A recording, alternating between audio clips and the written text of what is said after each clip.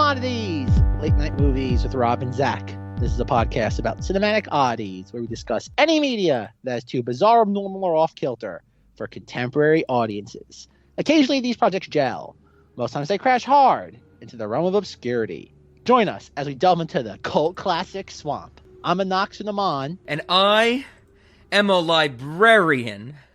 We are, I think I might have jumped the gun earlier in this series, Zach, when we did Spy Kids, and I asked you if this is the true start of the 2001 Fort year, because that's what it was labeled as in the spreadsheet. And you told me I was wrong and I was a fool, and there was some domestic abuse between us that I had to cut out of that episode. But am I now correct in saying that this is the start of the 2001 Fort year? You are correct, Rob. You are correct. Okay, begins. I'm correct, but there's still some domestic abuse I have to cut out. Got it. Some. All, maybe? all the domestic abuse. Oh, but okay, so we're finally here, Zach. I guess, so technically, does that mean that the start of May is the start of the summer? Is that how it works in Cinemodity's world? It's how it works. Like, it just, like, I can't remember when that became a thing, because, like, movie-going season began usually on Memorial Day. Mm-hmm. I think that was a thing that went all the way back to, like, Star Wars. But then, like, over time, it slowly just became, like, oh god, it's weird how like the goalposts for the summer movie season just kept expanding. Because I want to say like it really didn't become like a definitive thing until probably the following summer after this one in 2002 with Spider-Man, where eventually that just became like the Marvel, just like the first like weekend in May became the Marvel kick off the summer season. But this was The Mummy Returns, was like one of those ones trying to get like out ahead of things like at that point, Fast and Furious wasn't even a franchise. Like, I'm trying to think, like, what was I guess, like, Pearl Harbor was considered the definitive tentpole of this summer. Sure. Like, that was kind of like the behemoth that everyone was trying to get out of the way of. Okay, interesting. So, as you mentioned, Mummy Returns, that's our 2001 movie. We're technically, I think, discussing the Mummy and the Mummy Returns. I pulled another Silence of the Land and Hannibal's. I did watch The Tomb of the Dragon Emperor as well, because I had actually never seen it before, but we can get to those in due time. So, I guess, Zach, where do you want to start with The Mummy? I guess before I throw it over to you, can you do something very important for me? What, Rob? Can you show me the mummy? Show me the mummy! You love the Mummy! I'm going to put that clip in so many times in this episode. This is going to be like our Annihilation sting for this episode. It's just going to be us saying, show me the mummy!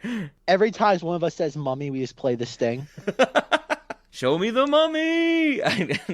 I love when we discussed Tom Cruise in our Suck and Blow episode, I'm like, I'm pretty sure that exists. I'm pretty sure Tom Cruise said, show me the mummy.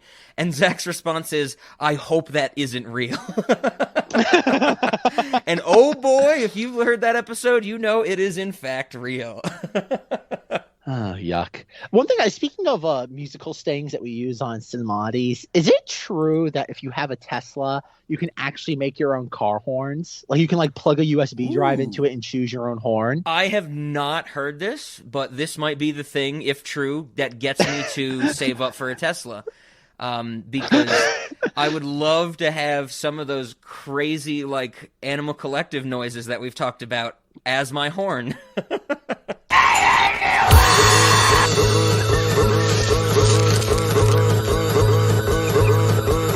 I would love being able to drive around and like someone gets too close to you and the Annihilation sound plays. Wah, wah, wah, wah. That would be wah, great. Wah, wah, wah. I would love like the Shining, the womp womp womp womp, you know, stuff like that. You get one that screams, show me the mummy. Show me the mummy. Man, we haven't used it, but the goat scream for breaking new ground would be wonderful. I feel like a lot of people would think of that one, though, you know? Yeah. Yeah, that's kind of like almost too low-hanging fruit. I hope that, since I'm imagining that, well, I don't know too much about car horns or cars in general. We'll have to ask LaShawn when he comes on again. But I know, like, or like old school cars that the horn would literally be like a horn, and when you hit the thing in your steering wheel, it would squeeze something like a horn to make the noise. If it's digital now, I hope that we can create something that if you hit the horn and you like let go of it, it won't stop. So I want to be like, hit the horn once and it'll play like a 3-minute music clip or something, and there's no way to stop it or like prevent it from doing that. I want that has to be regulated by the government, right? I would hope has so. To be, right? Rob, are you telling me you do not want to be driving down like the road? Like I've shown you that clip, right? The guy in this song going, ah! Yeah, yeah. I want that. I want that as a horn. I want that. I want all of it. I just want like a cacophony of sounds.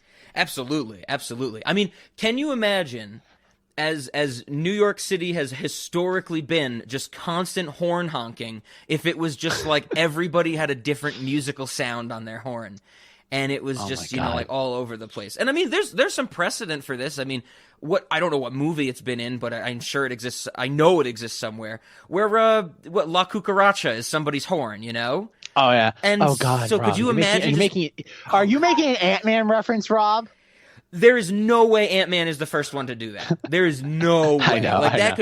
I could see that as like in like Cheech and Chong go up and smoke that was in that movie or something like that, you know? Oh God! But I think that would be wonderful. But to answer Rob's question, yes, this is the definitive kickoff to the 2001 summer fort year. The foreplay is over. The floor play is over. The floor play, yes.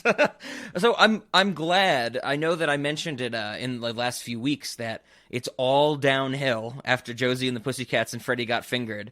This is a good follow-up to Freddy Got Fingered because while this is, of course, nowhere near the masterpiece that movie is, and I definitely don't love the Mummy series as much as I love Freddy Got Fingered. This is a good like kind of come down, you know? It's not like we're going directly into something that I hate and that I will actively be uninterested in while I watch, like Shrek.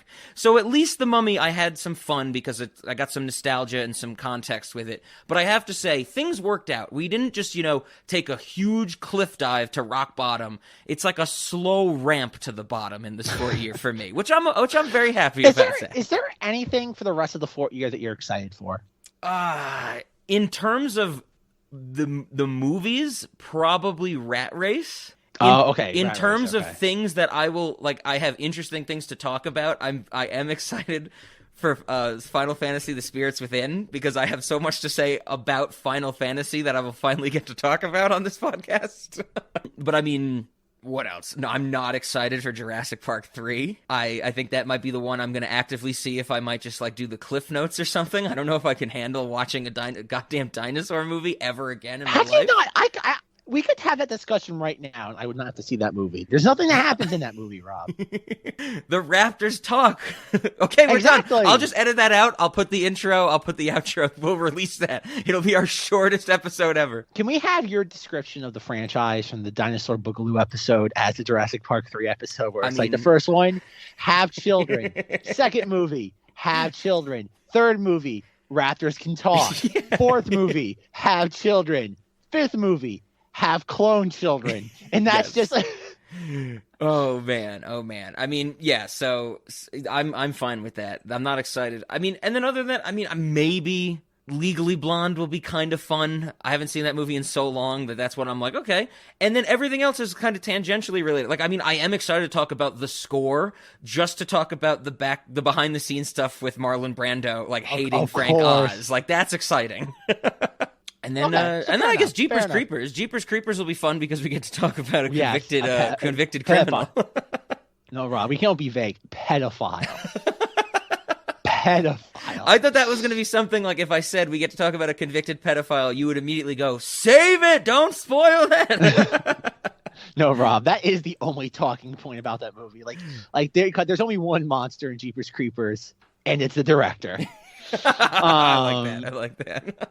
Oh God! But no, the Mummy and the Mummy Returns. So, Rob, do you want to delve into some context? Do you have any context? Yeah, I have a little, not a lot, but a little. Okay, I don't think I have too much context, but I have some vague memories that are from so long ago. They are certainly confounded with other memories, and probably rendered incorrect just by the force of time.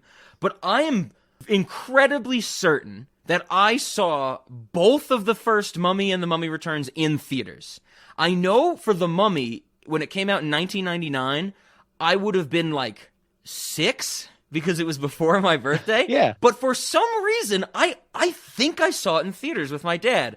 I am convinced that I remember as like a formative memory, which is why it probably sticks in my head, that I saw the Mummy in theaters in 1999 because of the moment when Rachel Weisz like reads from the Book of the Dead and we get the jump scare of the mummy coming to life. I very vividly remember seeing that on a big screen. Now, to be fair, I don't know if I would have seen it when it first came out, because, Zach, there is a chance that I would have seen something like this at the South Hills Mall much after it came out originally. Oh, my God. The South Hills Mall. So there is a possibility that I might have been 7 when I saw The Mummy. Oh, my God.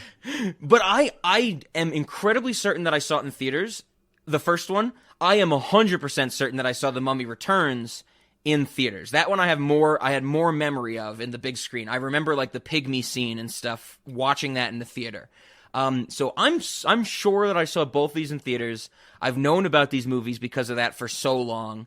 And when I was younger, I thought these were good fun. And I also think that this was definitely something that my parents would have been like, oh yeah, we can go see The Mummy, because it's basically Indiana Jones, but with mummies, you know? They are rated PG-13, but there's nothing in here that is really, you know, I think bad for a kid. It's very innocent. I mean, it's only when you get into the background stuff when you're like, oh, Brendan Fraser almost died making the first one, and most of the crew also almost died making the first one, that it starts to get PG-13.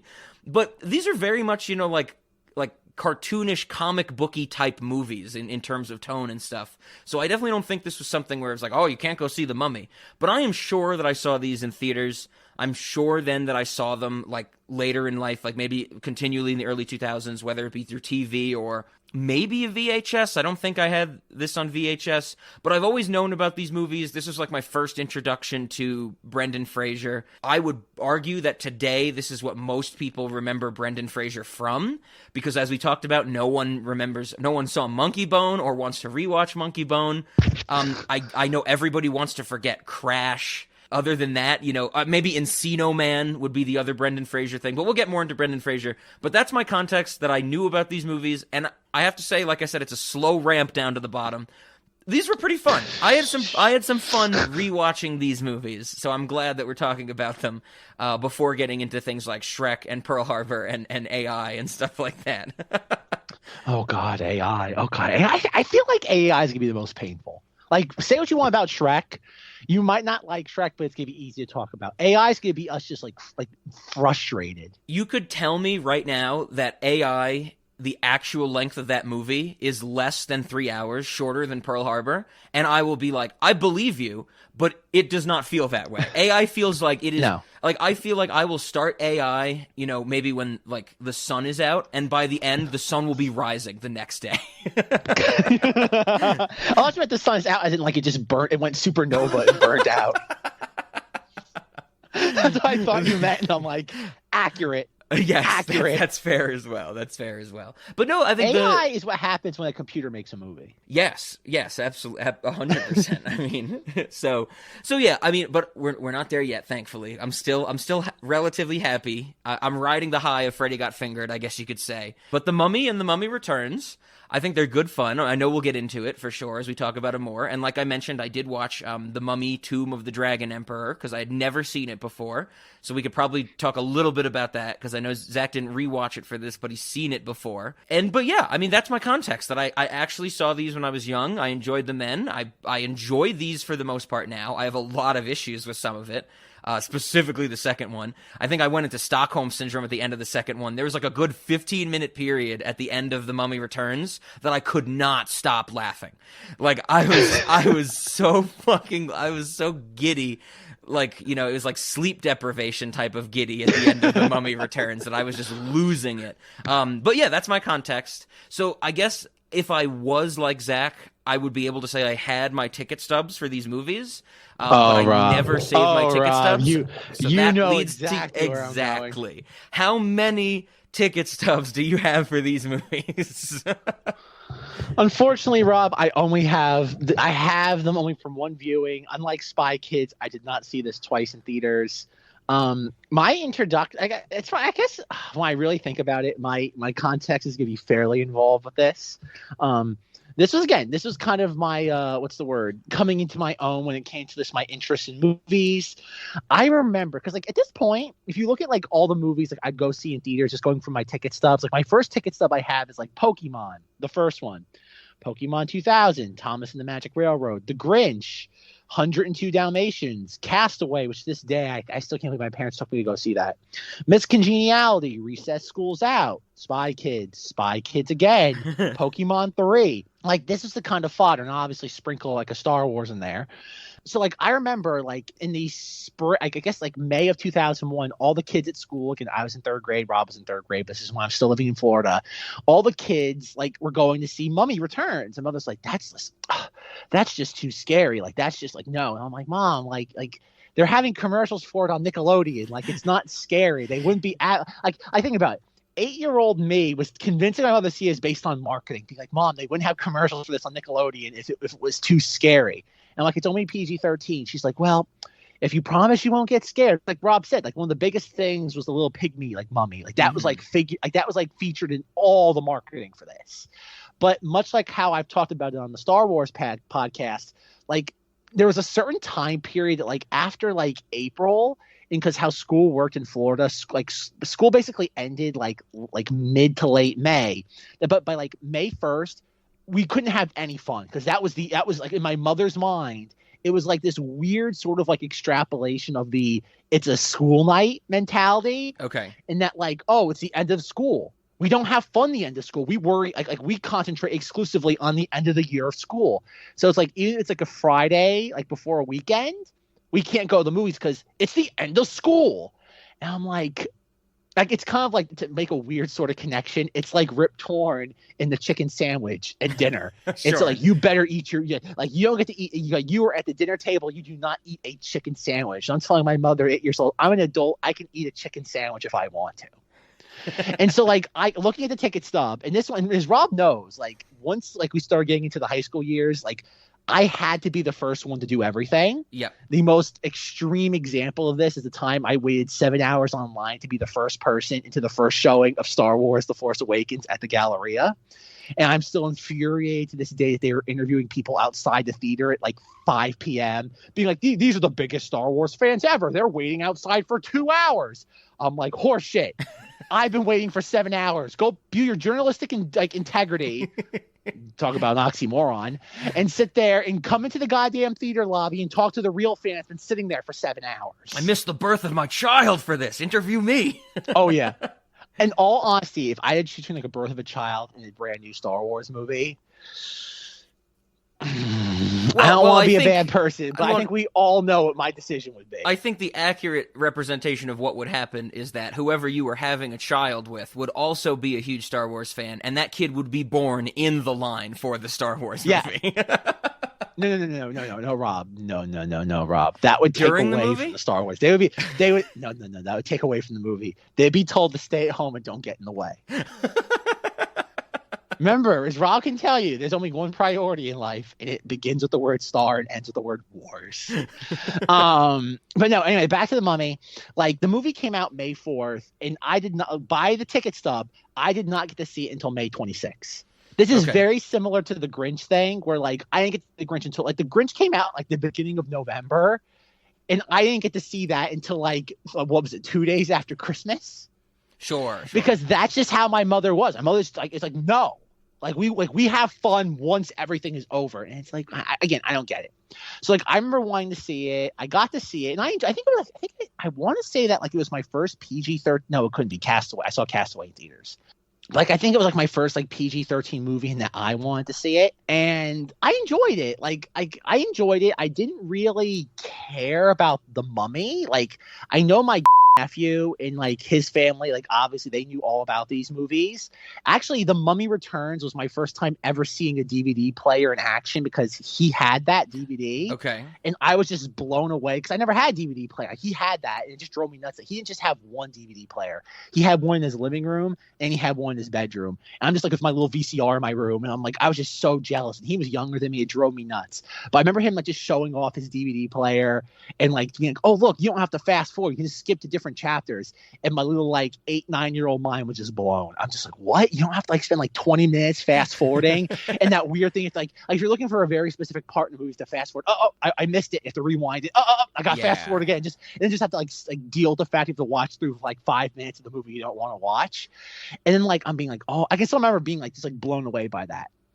And then I don't think this is one thing I regret. I should have sent Rob this video. Is that in the spring of 2004 at Universal Studios in Florida, they opened Revenge of the Mummy, the ride. I read a little bit about that. Okay. And this was like, oh God, this was like what happened was for Christmas of 2003, my brother and that brother, part of my nephew, him and his wife sat there, got me a annual pass to Universal Studios. So when we were like going there, they had like one of those, I don't even call it, like a sandwich board sign like outside the ride, and it's like, oh, like the ride's not open yet, but we're having like technical rehearsals.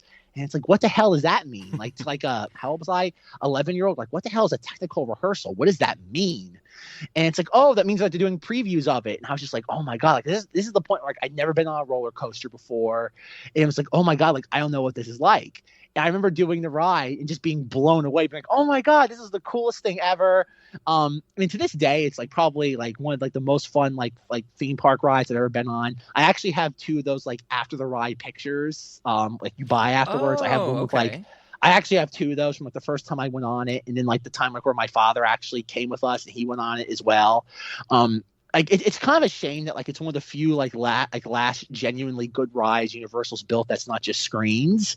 But probably the best part of the entire ride is that it's bookended by Brendan Fraser, like as Brendan Fraser the actor.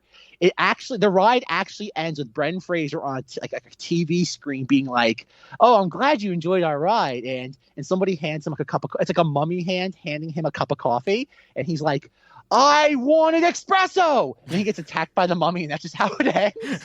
It's very bizarre. It's very, very bizarre. Like definition of like fourth wall breaking before it was popular, and like that's probably the most memorable part of the ride. Okay. It's just Brendan Fraser yelling about coffee. If Rob can, I'm gonna have him insert the clip because it's very, very strange. Hey, welcome back.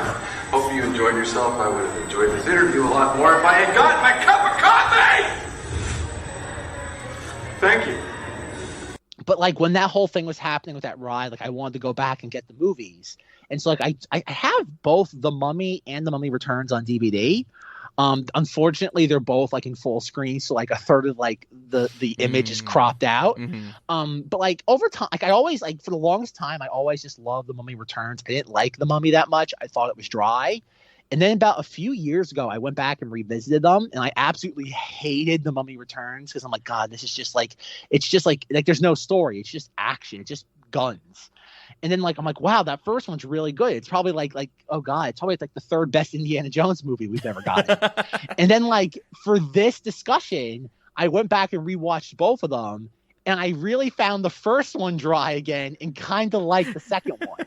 So I really don't know. Like I'm waffling a lot on this franchise. Like I said, I've only seen the 3rd movie once, like when it came out. Like I have it on Blu-ray somewhere. I watched it once, have zero interest in ever revisiting it again. Have never seen the Scorpion King movie, never saw any of like the 6 sequels to that. I remember there was a cartoon on the WB back in like the early 2000s.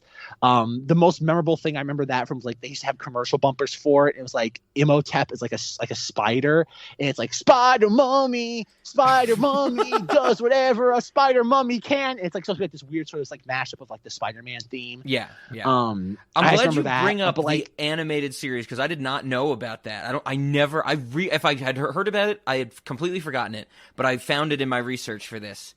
Do you know who voices Imhotep in the 26 episodes of that exists? Jim Cummings. Jim fucking Cummings is the voice of Imhotep. That blew me away. Is it really? Yeah, it's Jim Cummings. Whoa. I went on the record. That was a like shooting the basketball over my shoulder blindfolded level of a guess. I literally just made that up on the spot. I thought of the most like prolific voice actor I could think of that wasn't Tom Kenny, and I just lobbed it over my shoulder. It was I was like legit buy a lotto ticket right now. That's awesome. Yes, absolutely. But I was looking into it and I was like, oh, like what's this about? You know, I'm looking at the voice acting cast and it has a lot of those famous voice actors from that time. You know, like Ray Delisle. Tom Kenny is in it. Tom Kenny voices Jonathan. John DiMaggio, and then Jim Cummings is the voice of Imhotep, and I'm like, Winnie the Pooh was a mummy at a certain point. Damn straight he was. I never saw any of that. The things that stood out to me is that it premiered like a week and a half after 9/11 on Kids WB, and I was like, okay, I guess we needed something. And I was like, where can you watch this? And apparently today you can get the whole series on Peacock, the NBC streaming service. God. And I'm like, okay, I don't know if I'll ever check that one out. Okay, I need to talk about the like streaming rights to this franchise because they are all over the freaking place. Okay, like when I first thought about this, I was like, oh, like it's a Universal property, it has to be on Peacock. And it's like, nope, the Mummy member turns on HBO Max, which is obviously a Warner Brothers like Comcast venture. Mm-hmm. And I'm just like, what? Not Comcast, AT&T. Excuse me. I'm losing track of all this. Comcast is Universal. What do you mean you're losing track of non-movie companies that own our movie companies? Oh God. It's all a disaster. AT&T owns this. Like everybody just it's so freaking incestuous at this point. Like I guess it's still not as bad as like what was it like Gulf and Western owning Universal at one point, or was that it's just like or Paramount? I mean, like it's all incestuous, but at the same time though, it's just so odd. Yep. And it just comes down to like which one is Facebook going to buy? Is Facebook going to buy Disney eventually, or is it going to be Apple? Like who buys Disney, Apple or Facebook? Who's going to be the first one to buy Disney? And it has to be Apple. I think it's going to be BP. We can hope. Tesla. What streaming service does Tesla get into? The one that we were talking about off mic that's going to beam it into your eyeballs. That's the one Tesla buys. Yeah. Yes. What's the market cap on Tesla versus Apple? We got to figure that one out. Oh, God. But yeah, but no, that's kind of my thing. Like I remember when the Mummy, the third one came out in 2008, which is like, I don't remember you and I even talking about that summer. Like, I don't think we were interested in that. Like, I didn't even blip on our radar because that came out like what, August 2008, the third one. Yeah, 7 years after The Mummy Returns, they try and revisit it. 7 years later, it made half as much money, which is like nothing short of a disaster. Yeah. And also, like, I caught up in like the Dark Knight, like Tsunami. So like it was like okay, like so like that movie was always gonna struggle to find an audience, but like being caught in that was just kind of a recipe for disaster. Yeah. So it's interesting that you keep going back and forth on The Mummy and The Mummy Returns. I have not watched either of these since probably the mid-2000s, which would have been the last time. I mean, I got, like, someone I was sharing files with, they had them on their hard drive, and I grabbed them and stuff like that. And so I've always had them because I was like, oh, yeah, the Mummy movies. But when I rewatched them for this, I have to say that I thought The Mummy was fun. The Mummy Returns, I had a lot of problems with, and then, like I said, the last 15 minutes of The Mummy Returns, I was laughing hysterically. Like, there is a scene at the very end of The Mummy Returns that we will have to talk about that I, like, was rewinding and rewatching and rolling on the floor laughing. It's so ridiculous. So I had good fun. And I guess I should say, for finally seeing the Mummy Tomb of the Dragon Emperor, I am incredibly neutral. It is the most bland movie. I guess the biggest problem I had with that movie is since I watched them all in like the course of 2 days, I was so upset that Rachel Weisz's character of Evie gets recast in the third one with Maria Bello. You know why she got recast, right? Well, from what I read, I found two things: problems with the script, and then have just given birth. That's what I found. I always heard that she did not like the idea of being like in a movie considered a mother to like a 17, like 18-year-old actor. Oh, okay. Like she thought that was a very bad. I remember like back in like 2008, that was like the biggest thing. She did not like the perception of that. Like, it would make her look older than she was. Like being like basically portrayed, and it would kind of That's what I remember at the time. Like she just didn't like her. I don't know her talent. I'm not her talent. Talent agency did not like that. Something like that. Okay. Yeah, I didn't look into it too much because since we weren't focusing on that one, I didn't do too much research, but I was very upset when, like, Maria Bello shows up and I'm like, who the fuck is this? And then they're like, Evie, and I'm like, no! I'm like, this is terrible to watch these movies in, like, quick succession and they fuck it up. Like, I'm very upset by that recast. When does the third one take place? Because I know the first one and the second one are 10 years apart. What's the difference between the second and third? Ooh, I don't even know if I actually remember. Okay, fair enough. Yeah, but I mean, like, almost everybody else comes back. Like, Brendan Fraser's in the third one, of course. The guy who plays Jonathan, and who is John Hyde, I think his name is. I wrote it down somewhere. We'll get to him. I have thoughts on who plays Jonathan. But Jet Li is in it, because like Zach said before we started recording, he's on the poster. The best scene in the movie is the beginning where Jet Li turns into clay, like a witch curses him and turns him into clay, and he like vomits up wet clay as he's turning into a clay person, and that's pretty cool. There are Yetis in the third one, but they're on the good guys' side, which I thought was strange. So like Yetis are just helping them for most of the movie. I was incredibly neutral on it. I was just like, yeah, they're just rehashing the first two movies, but in the, like, you know, with Chinese dynasty mummies instead of Egyptian mummies, and it was not the greatest. And it deals with the whole family nonsense, which I never enjoy in any movie, period, basically. So I would not recommend it. Stick with the first two. At least the first one's fun, I would say. The second one, if you are like me, you will die laughing at the end of the second one. The second one becomes such a ridiculous comedy, it's wonderful. It's funny you mentioned that too, because like at the end of the first one, I couldn't stop laughing. It's just like everyone's just screeching at each other. Yes. Like we have like Mummy and Anck-Su-Namun just chasing Rachel Weisz around. I'm just like it's goofy. I'm just like it's like okay. We said this off mic. The first and second movies are like they follow the exact same template. Oh yeah. Except there's there's a lot more action in the second one. Basically, the second movie basically takes out any sort of character any of these characters had and just replaces it with action. Yes. It's like what if instead of having one character with a gun, we have all the characters with guns? And it's like boom. It's like, and that's what happens. Yeah, because like in that. Okay, so you're watching the first one. And it's pretty interesting. Like the mummy conflict doesn't begin until halfway through the movie. Yes. It's essentially just an adventure film for the first half where you have like all this sort of stuff like happening where obviously Rachel Weisz like works for like the library, and then like they find the map and she tracks down Brendan Fraser's is it Rick O'Connell or Rick O'Donnell? O'Connell. It is actually Rick. It is Rick Ocasek, the lead character of the Mummy franchise, is the lead singer of the Cars, the band. That's all I could think the whole time. They keep calling him O'Connell. They're like Rick O'Connell. I'm like, it's Rick Ocasek, who I have met before in an FYE. That's a fun story. Everybody's like, who the fuck are the Cars? Oh God, Rob.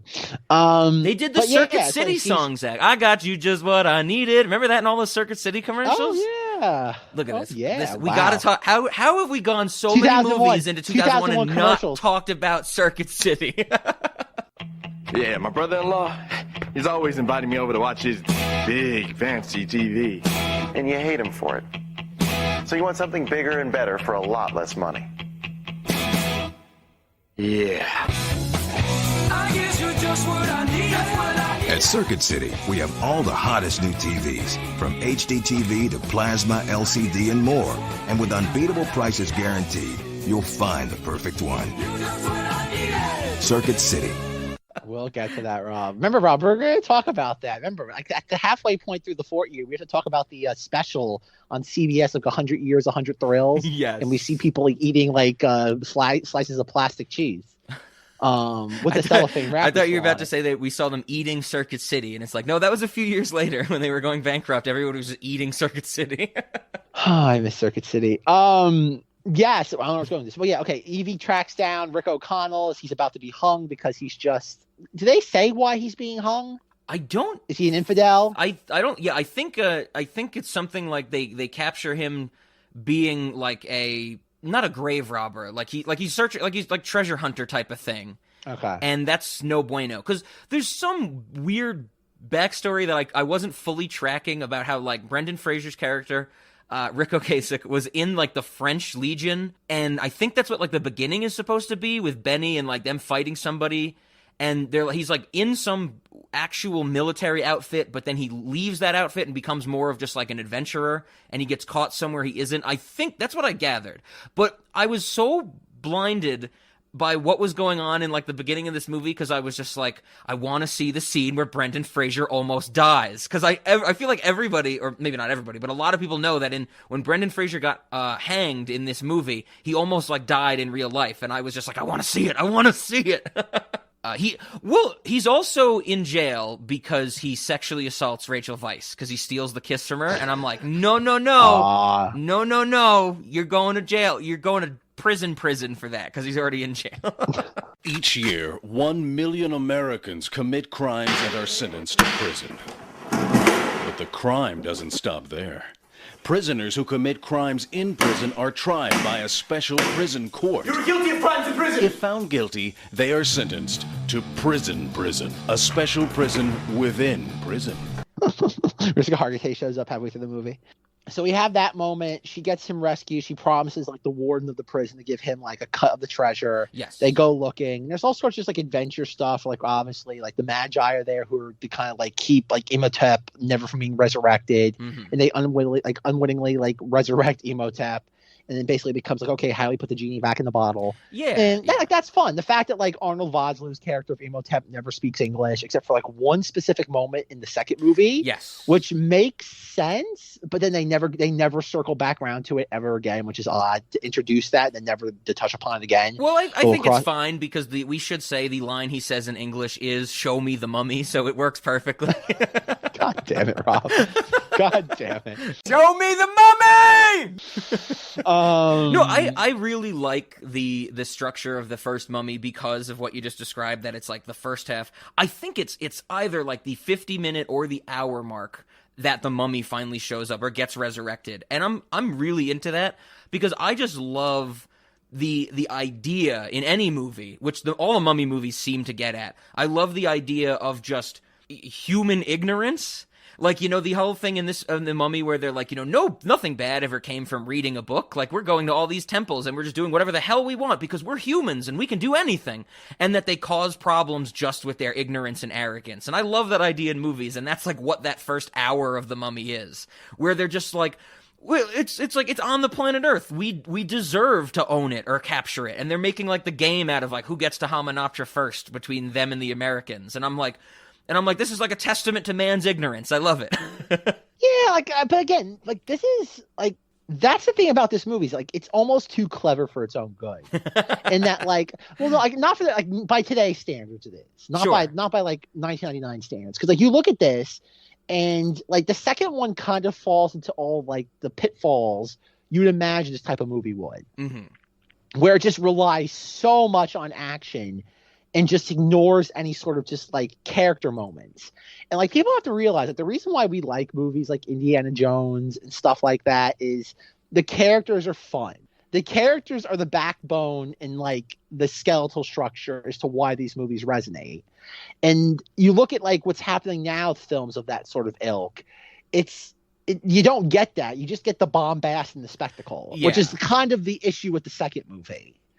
And that's the thing, like that's what, like, cause think about it, like the fact that you don't really begin any sort of think about it, like you have the opening like action sequence at Hamunaptra, and then it's not until Imhotep gets resurrected, and that's like what almost an hour into the movie. Yep. That we finally get that.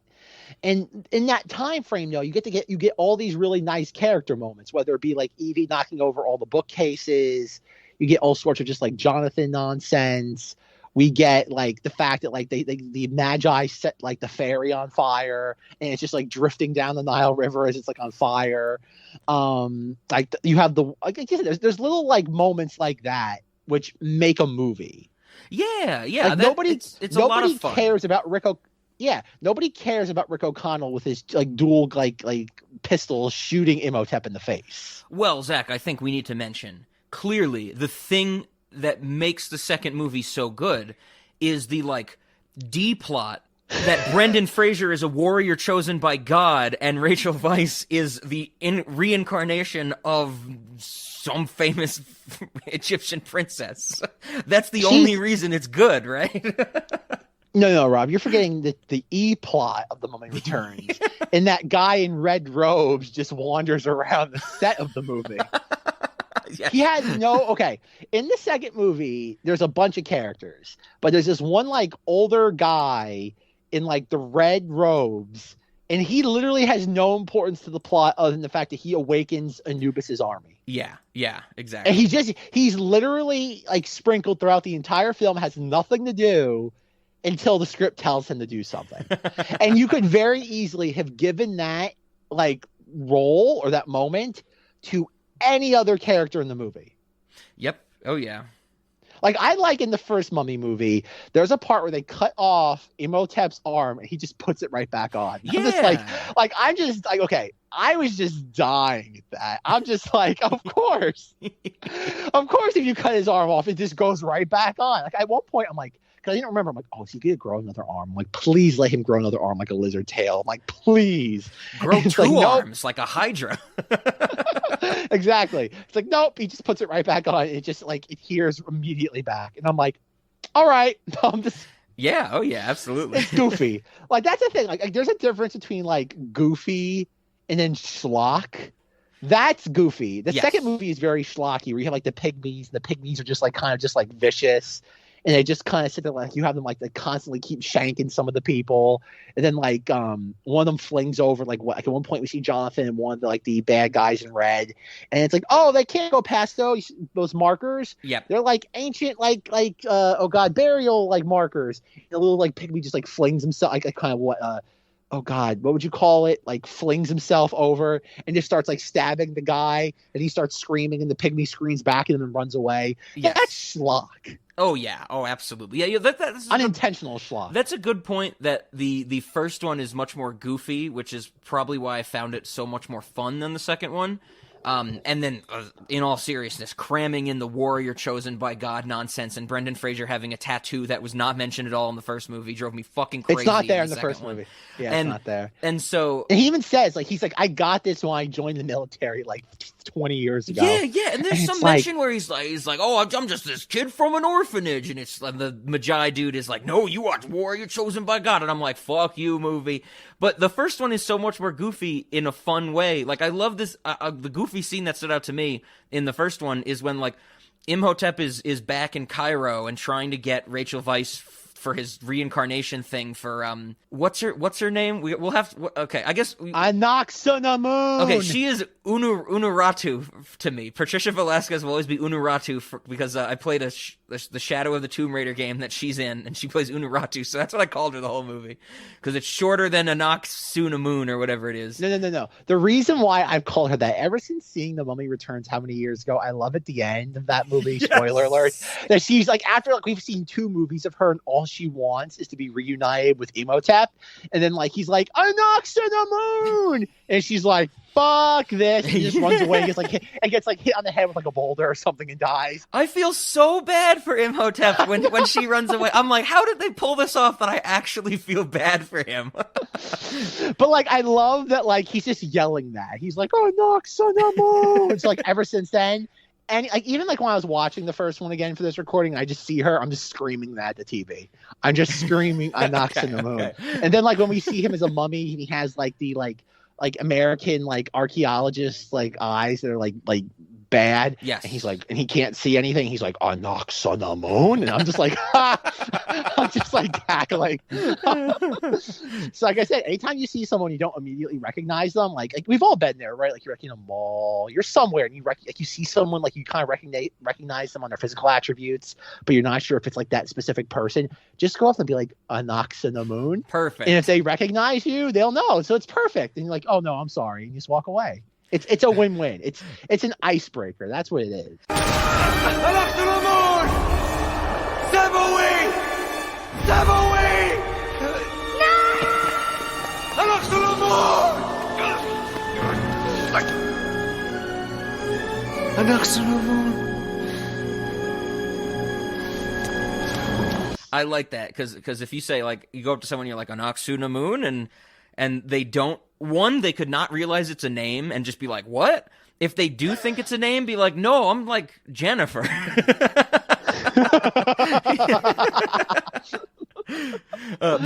the goofy scene that so when Imhotep's in Cairo in the first movie and he's trying to get Rachel Weisz and like they're trying to stop him and that type of stuff, or Brendan Fraser and the gang are trying to stop him. There's the scene in somebody's like Cairo room where Imhotep sees a cat and gets so scared he turns into a tornado. And I'm like, that's fun and goofy. But there's always a lot is of that though. Oh yeah, but that one stood out to me. That's a weird thing in this movie. Well, but he does that a couple of times in these movies where it's oh god, the like goal markers of where his powers begin and end, kind of like I don't know where they like fall, because like at one point like there's a lock, like they lock Rachel Weisz like in a bedroom, and like he like instead of him just like opening the door or just like bursting it open, he spends like an hour and a half just like trickling sand through like the keyhole, and I'm like wasn't there a window or something he could have gone through? Like this makes no sense. Like you have that. Then, like Rob said, he turns into like a tornado at one point, and then like later in the movie, we see him like doing the tornado thing with Benny and her. Yep. Back to Hamanatra. I'm like, wait, what? I'm like, how does that work? Like, wouldn't they suffocate? Like if he's doing that, like, how are they breathing? How are they not like inhaling sand?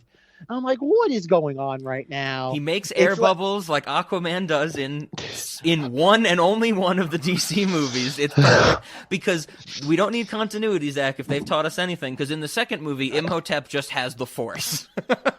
Yeah, he has the Force in the second movie. Like, yeah, because we see him just like be able to fling people, like levitate people. Then like Anubis robs him of his powers. He tries to like levitate a bunch of like things, like dishes doodads. and the, like whatever they're called. Like I haven't learned about Egypt in so goddamn long, but whatever the pharaohs would get buried with, like their belongings and shit, he tries to levitate and they just shake, and he's like, well, clearly these statues I walked by are Anubis taking away my powers. He wants me to fight the Scorpion King as immortal. Turns out that the Scorpion King is a fucking scorpion like minotaur type thing. So fucking you seem to need powers to fight that. Okay, I want known, like when this movie came out, like part of the thing too, my mother because this was a weird time in Dwayne "The Rock" Johnson's career, where like he was slowly transitioning out of like the wrestler persona, yes, and he wanted to be like an actor, and like, but like he was doing enough like talk show appearances, and he was doing that like kind of like gregarious, like larger than life energy he's like known for now, and I was like, oh, like he's cool, like The Rock, he's like she's like he's a neat guy. And she wanted to see this. I remember, like, for like the epilogue, she was. I'm sorry, the prologue, right? For the beginning, right? yeah, prologue. Yeah. I'm sorry, I got those confused for a second. Chapter 0, which would be a supplemental comic book in this day and age. Yes. Oh God, you're right. I remember like that part. She's like, man, like when he's like he's doing this thing like in the desert in the opening of the second film. She's like, oh man. And then like he basically disappears for the rest of the movie. And then like and I can still remember back in 2001, 20 years ago, we're coming out of the theater. Mother's just like, this is stupid. She's just like he's like the weird like you said, like Minotaur Scorpion Man. He's just dumb. She's like. Yeah, this is because we've talked about The Rock on this podcast before a good bit. This is his first. Well, we will get there one day, I'm sure. I will not be involved, but Cinemodities will get there one day. The Fast and the Furious, Rob. The Fast and the Furious movie is like what, a month away. I know, but The Rock's not in that one. The Rock doesn't pop up till he's in like the 16th one or something, right? He's in the 5th, 6th, 7th, and 8th one. That's too early. He's not in it till at least the 12th. He's in over the 50th. I'm trying to think. Is that 9th Fast and Furious movie still coming out this year, or did that get pushed until next year? I have no idea what you're talking about because the 9th one came out in 2004, okay? The 9th one is not coming out in 2021. The 90th might be coming out in 2021. I don't know where you're getting this information, Zach. Every single time I'm at Best Buy and I see like the Blu-ray rack and they have Hobbs and Shaw, I just laugh. I cannot wait for 2 Hobbs, 2 Shaw. I just cannot wait. But this is the Rock's first film role, other than, well, I guess technically his first film role that's not him as a wrestler, because I'm sure he did wrestler film feature length stuff. But this is the Rock's first movie, and he is the Rock in the first scene, and he is in the last scene what is like considered throughout all of time as the greatest special effect in anything ever. And people need to realize, not just best CGI in anything ever, the best special effect, period. Like, you think of, like, best special effects in throughout movies, like practical CGI ever, this is considered the best. Am I right in saying that, Zach? I'm at a point now where I can't even tell if you're being ironic anymore or not. This is the greatest, because why wouldn't we want to see a CGI Rock Scorpion Minotaur whose eyes are clearly too far apart and the length of his forehead changes between shots? It's the best special effect. You know that scene where the dog turns into like a spider in the beginning of The Thing? That has nothing on the CGI Rock at the end of this movie. You know, the entire film of Avatar got nothing on this.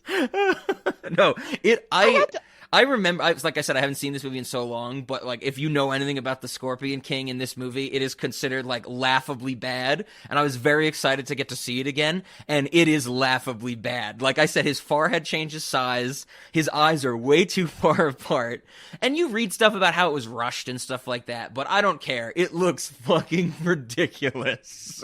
But like, you know what my question was while watching it? Like I said, it was always jarring, even as a kid 20 years ago. It's somehow just as inexplicable, yes, like 20 years later. Yes.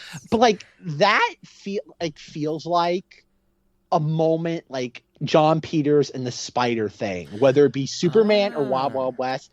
It just feels like some producer or executive was it like, the kids love half animal, half beast creatures. We need that in our movie. And like, it just feels like, because like the whole time I'm watching this, I'm like, how cool would it have been to watch like The Rock as he looked in the beginning of the film, fighting Arnold Vosloo and Brendan Fraser. How cool would that have been? A 3-way fight between them. And instead, we get like a depowered Arnold Vosloo and a confused Brendan Fraser who doesn't know what he's interacting with. And he's awkwardly like stabs him through the chest, like in the final moments of the movie. And I'm just like, what is going on? Okay, I'm just I'm so confused. This is okay. We're there. We have to. I am Shelley Duvall in The Shining. I am very confused. I'm very confused.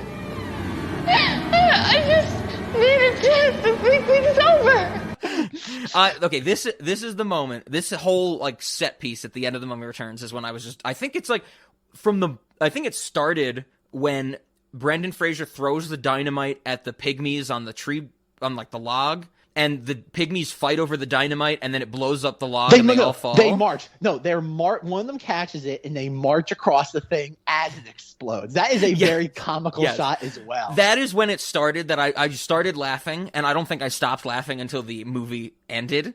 But the moment that I was rewinding and I lost it on is the shot where it's like, you know, full frame. On the right side of the frame, you have Brendan Fraser like hanging over the edge with the spear in the Rock Scorpion thing's chest. And that's how the shot starts, where it's the cutaway or the reveal that, you know, Brendan Fraser has succeeded in stabbing him with the spear. And then in that shot, Imhotep runs in from, you know, the left of the frame, slides down on one knee, extends his hands, and goes, "No!" And it is the funniest fucking thing that I've seen in a long time, that I rewatched it like a bunch. It is just so goddamn like canned and bad, and you can tell that neither Brendan Fraser nor Arnold Vosloo have any idea what they're supposed to be looking at. It is so goddamn funny. I recommend anybody who has access to The Mummy Returns, just go to the end, at the end of the Scorpion fight scene, and watch this. It is so good. The way that Imhotep slides down on one knee like he's about to propose, and then holds his arms out, and he's like, "No!" And it's just, you can tell, it's like, what are we doing at this point? Like, what has the movie become? I like how you refer to him in that scene as the Scorpion thing. Not the Scorpion King, the Scorpion thing. That is so appropriate. Like I know you said that kind of like in the moment, but bravo, sir. Bravo. Yeah, that is the Scorpion thing. Well done. Well done. Oh man, but yeah, that whole end, I'm laughing hysterically. And it's like it kept me going because there's a moment at the end in like last fight where like Arnold Vosloo and Brendan Fraser are fighting the Scorpion thing, and then for some reason Brendan Fraser is like, "Oh, I'm just gonna take a break and read some hieroglyphics," and he finds out that the thing that Jonathan's been carrying around the whole movie turns out to be a spear, and Brendan Fraser's yelling at Jonathan like, "The golden stick thing, it's a spear, it's a spear," and Jonathan's response is to look at it and go, "Nope, doesn't look like one." And it just kept me going, and I'm like, this is fucking insane at the end of this movie. Jonathan!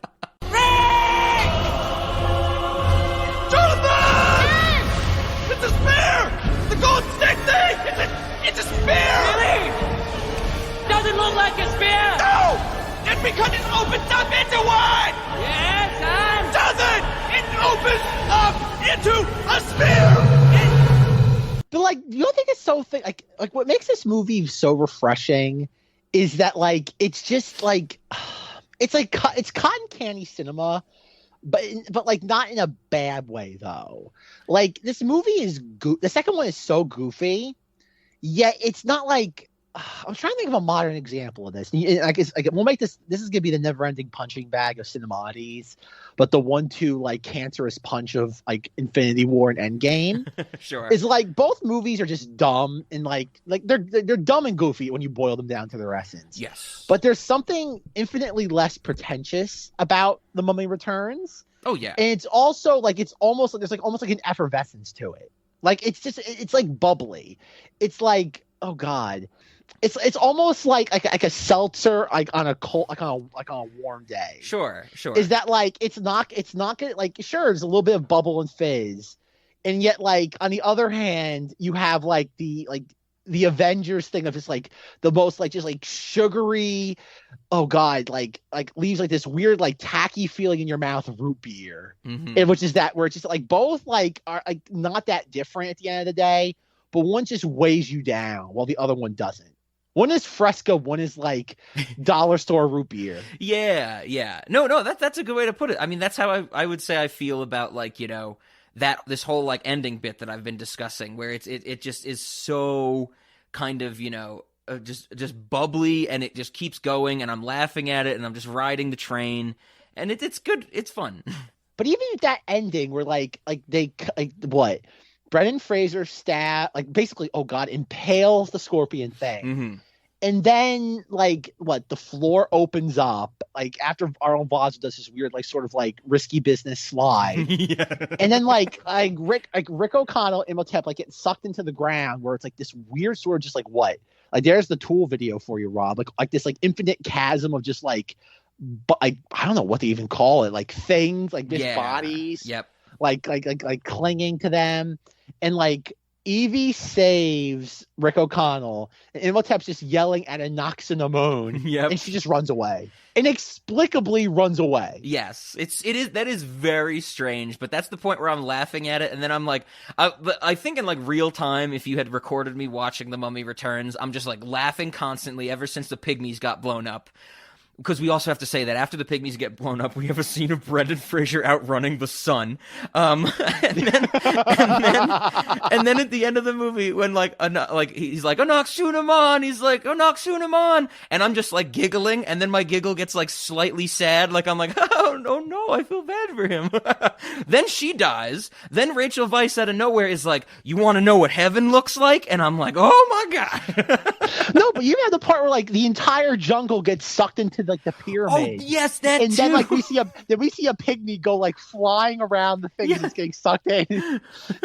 Jonathan stealing the giant diamond when they're flying away on their fucking like airship, which they say gets like punctured and blows up.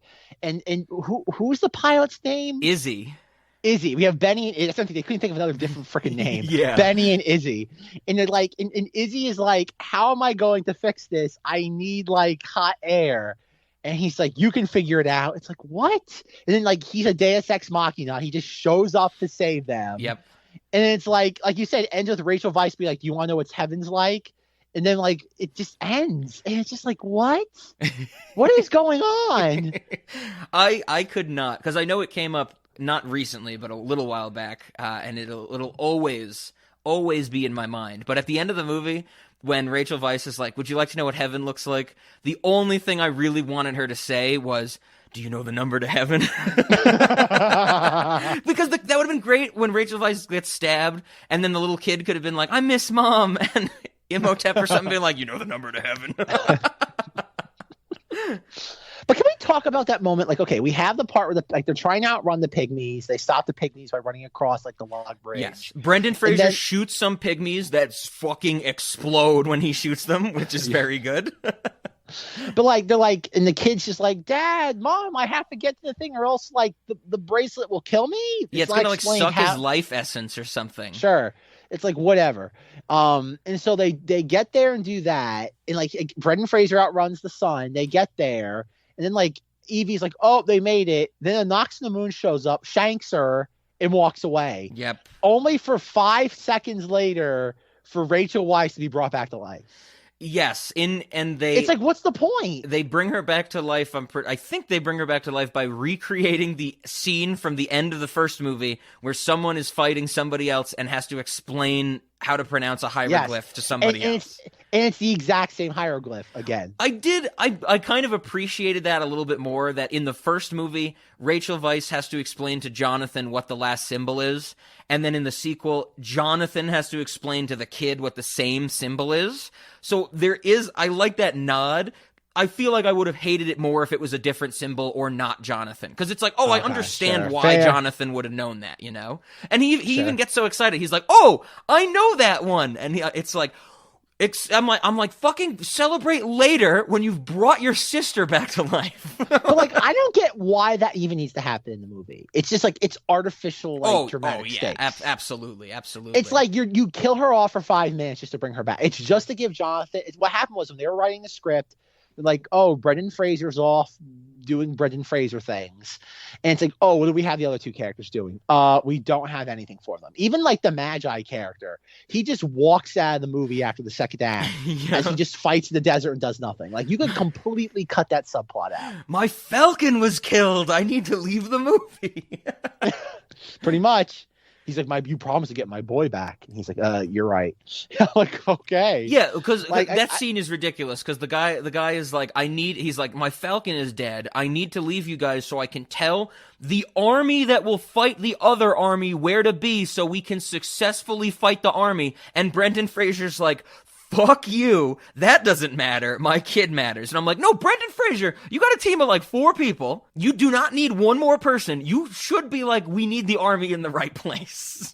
But like, that makes no sense to that entire scene, because like, the army of Anubis rises from the sand. It's made out of sand. And the whole time I'm watching, so I'm like, so you're telling me just because you decapitate them, they're not going to reform eventually?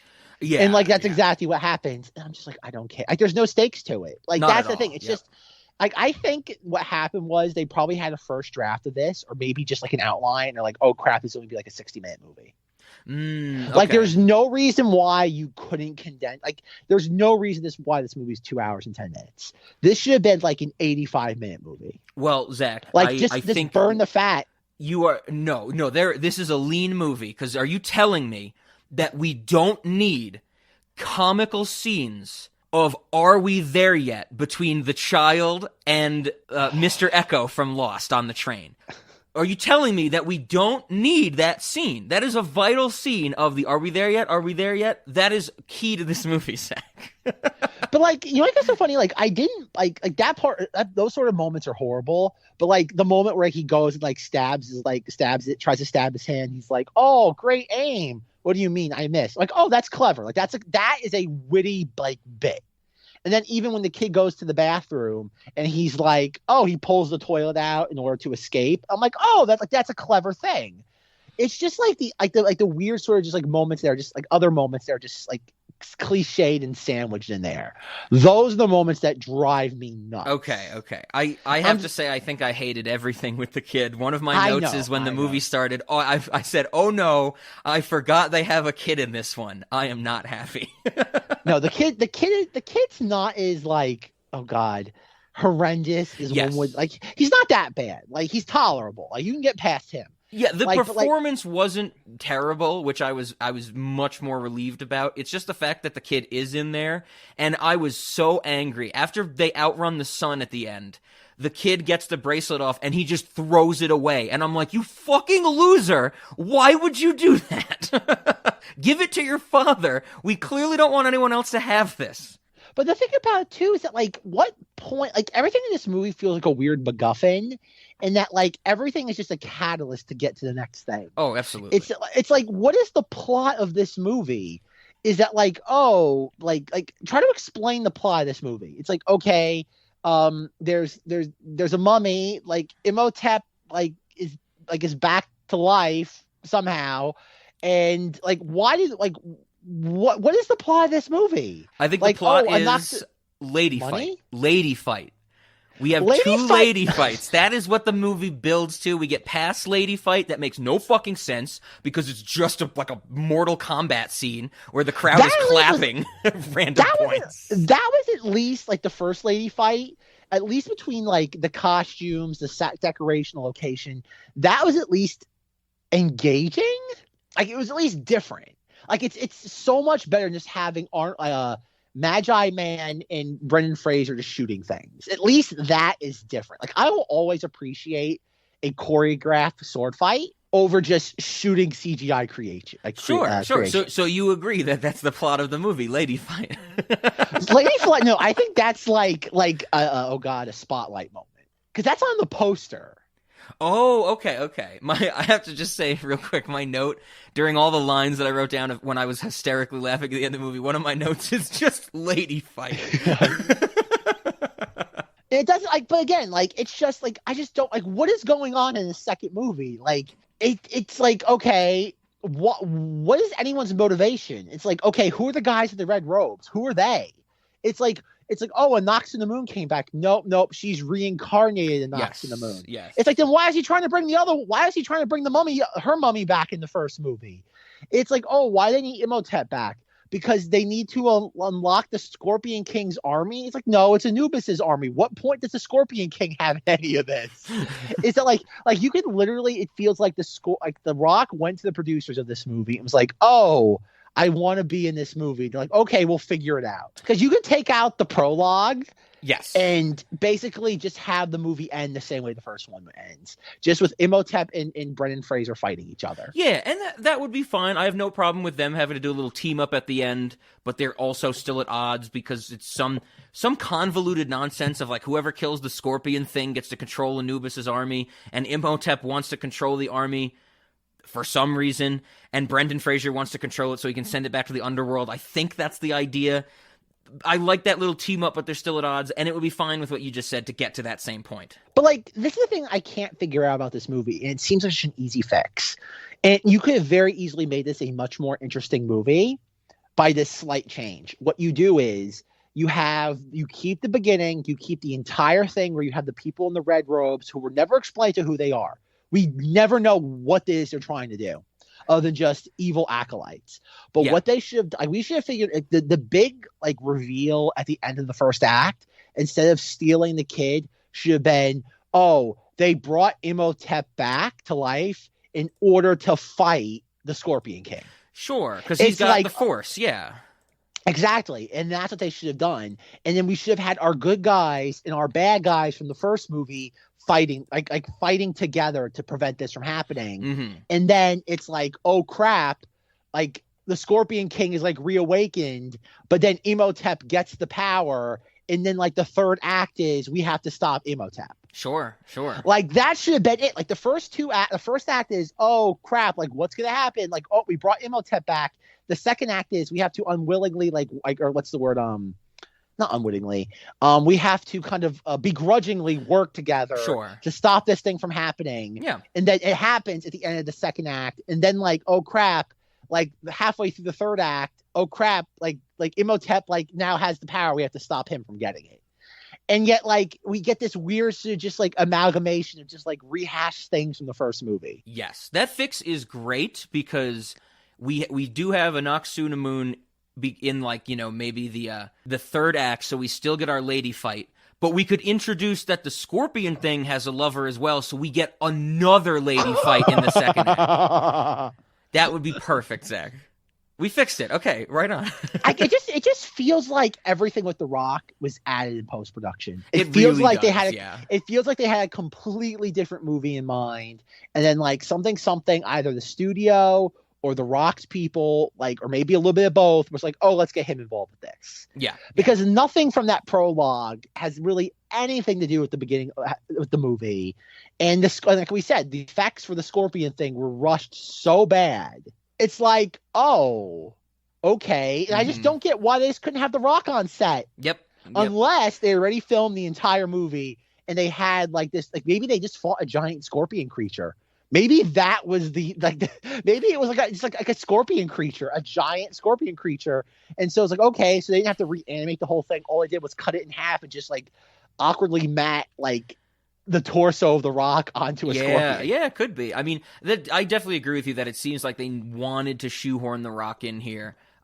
Because as Ben and I have talked about before, The Rock did want to get into acting, but I think that, you know, I don't know the exact history, but, you know, they play it as because he does the as the Scorpion King. It looks terrible because it's ridiculously terrible CGI, but the Rock as the Scorpion thing does like the Rock raise the eyebrow type of thing. Like he might as well have said, "Can you smell what the Scorpion King is cooking?" Like he probably does the people's elbow somewhere in that fight scene. I just missed it because I was laughing so hard.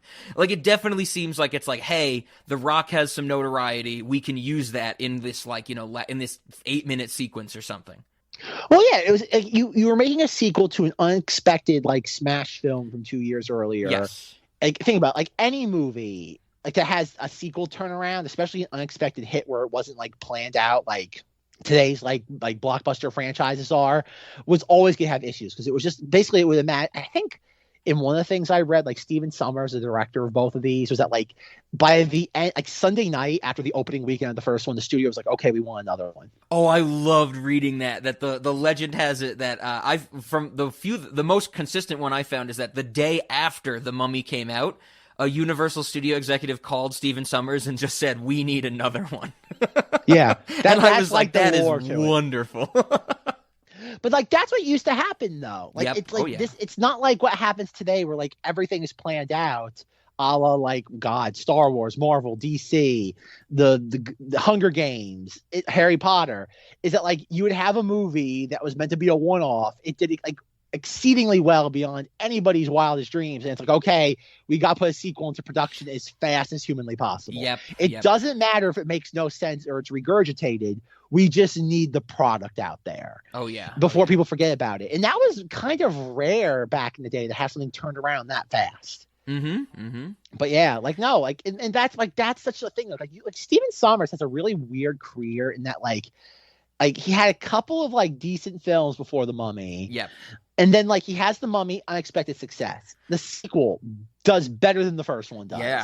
And then like they're like, okay, here's your blank check. Here's Van Helsing. That was my headcanon is that when the studio executive called Steven Sommers and said, "We need another one," his response was, "I guess I'll hold off on Van Helsing." But like from what I was like, it's weird because this is like the early 2000s. This is before like franchise thing was really big outside of like your major properties.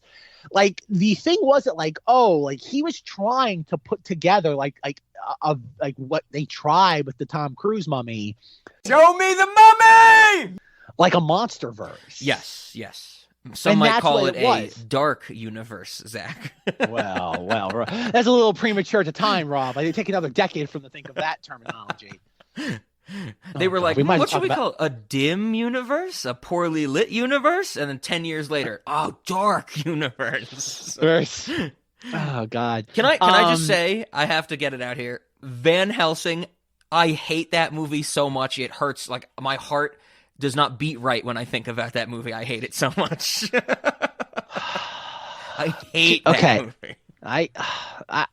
I'm conflicted about that movie because like when that movie came, like I think I've talked to Rob about this. Like I think we've even hinted at doing it maybe as like its own like series. Just Van Helsing. Like, yes, we've definitely discussed that.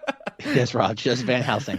But like we've talked about like doing like movies we love these kids. Then we went back and watched them as adults and we're like, oh God, this is abhorrent.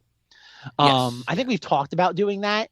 And Van Helsing is one of those movies where like when that came out like in the summer of 2004, I just drank the Kool-Aid hard on it. Where I had all the toys. Oh yeah. I had Van Helsing's bowcaster. I had Castle Dracula. I had all the figures. Like I was just like I ate it up. And then like maybe 2 years ago I got it on Blu-ray because like I got it as a DVD.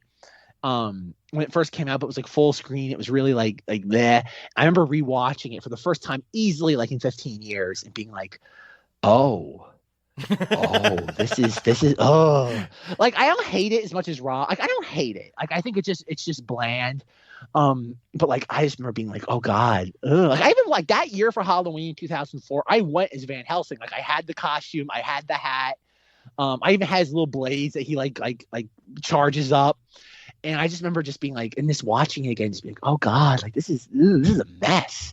This is a goddamn mess. I was on board for it too. I'm glad you mentioned that. I remember seeing that in theaters. I was so into the like, you know, all these different properties in one movie. You know, that was, I mean, I was also into League of Extraordinary Gentlemen for that reason. But I did the same thing. I rewatched Van Helsing for some goddamn reason, like 2 years ago, and I hated it so much. And I like the fucking Igor character, who's like Van Helsing's sidekick / Q type character.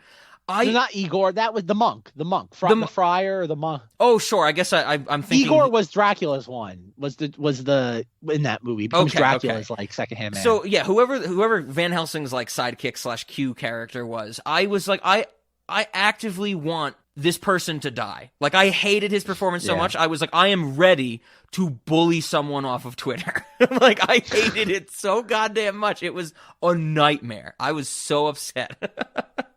Yeah, Van Helsing, like it's weird. Like Stephen Sommers is like one of those filmmakers that went from like being on top of the world. Like he does his blank check with Van Helsing, it bounces, and then like he's like 5 years goes by, and he gets another shot like a huge property, Gajo, Rise of the Cobra, and it's like I remember liking that when that came out like how many years ago? Yeah. But like, I know I would hate that movie if I rewatched it. I know, like I have that on Blu-ray. I can tell you, like if I go into it, like kind of like accepting it's awful, because I remember some really goofy parts from that movie. But yeah, like Steven, he pretty much just dropped off the face of the earth. Yep. Like for 10 years, he directed 4 major studio blockbusters, 2 of which, like I think Gajo made money. It just didn't make as much money as the studio wanted. It was one of those ones where like it came out the same year as Transformers. I think like Revenge of the Fallen Moon. Okay. And like it's just like it made money. It just did not make like $1 billion. So like it just kind of it kind of fell in that weird sort of just like relative thing. And the guy just disappeared. I think he's only worked on a couple things since then. But like, man, like talk about a very odd career. Absolutely. Like in the span of a decade, just losing all clout. Yeah, I do want to. I have some stuff I found I want to talk about with the behind the scenes of the Mummy. But we will talk about this more later in this series. But do you know who directed the third one, the Tomb of the Dragon Emperor? Oh! I feel like I should know this. Can you give me another movie they directed? It's one we will talk about in the 2001 Fort year that I am not excited for, which I realize now does not narrow it down. Joe Johnston? Joe Johnston? Nope. You want one more guess? No, I'll tell you. Yeah. Oh, you're not excited for it. I realize now that doesn't narrow it down because I'm not excited for most of them. I'm trying to think. In the Fort year, like what? Like it's gotta be an inexplicable one. Like the guy who did the Fast and the Furious? Yeah, Rob Cohen. He directs the third one. Okay. Yeah. Yep. I figured. Yep. So we will talk more about him he's later a company, this series. He's a company. It's a company man thing. Oh yeah, absolutely. Because it's they're both Universal movies. It's a company man thing. Yep. Makes perfect sense. Yes. So I was looking a little bit back into like the how this ended up, the Mummy ended up getting made and stuff like that, because I feel like Universal is always in the back of their head, even, around in the 90s and probably forever, have always wanted to do stuff with their monsters, pre-Dark Universe and stuff like that. The myth / legend that I could gather from what I found is that this movie they kept trying to make it, like, the script was written by whoever the people were that I didn't write down, unfortunately, in like the very early 90s, and Universal really wants to do something with this. It goes through so many directors. The one that stood out to me the most is that apparently Joe Dante was attached at a certain point, and Daniel Day-Lewis was going to play the Mummy. Would fucking love to see that movie. Daniel Day-Lewis in a Joe Dante film, I would pay to see. But they kept trying to make it, and nothing ever like came to fruition since all the way back in the early 90s. And apparently Stephen Sommers always wanted to make a Mummy movie. Like, in interviews with him, he talked about how, like, as a kid he loved the Mummy and stuff like that. And he keeps trying to get involved with it, but they always had other directors, like big famous directors, attached. And he eventually like makes a push to get into it, and he finds a way in. From what I found, it seems that Babe, Pig in the City bombs, which it never should have, as we know. That's a wonderful movie that we will talk 8 hours about one day. Babe, Pig in the City bombs. The Universal Studio management changes pretty soon after that, and they go, okay, we can't do these recent properties. We really need to revitalize our, like, monsters. And so they give the Mummy the green light to Stephen Sommers, and that's how it gets made. But I love that there's some connection that why does this movie exist? Because Babe, Pig in the City didn't do well, because George Miller wanted to make a talking animal movie that is like, what if Mad Max and Ennui mixed together in a city that makes no sense? That's a wonderful movie that we'll talk about. But I love that Babe, Pig in the City caused the Mummy in some sense.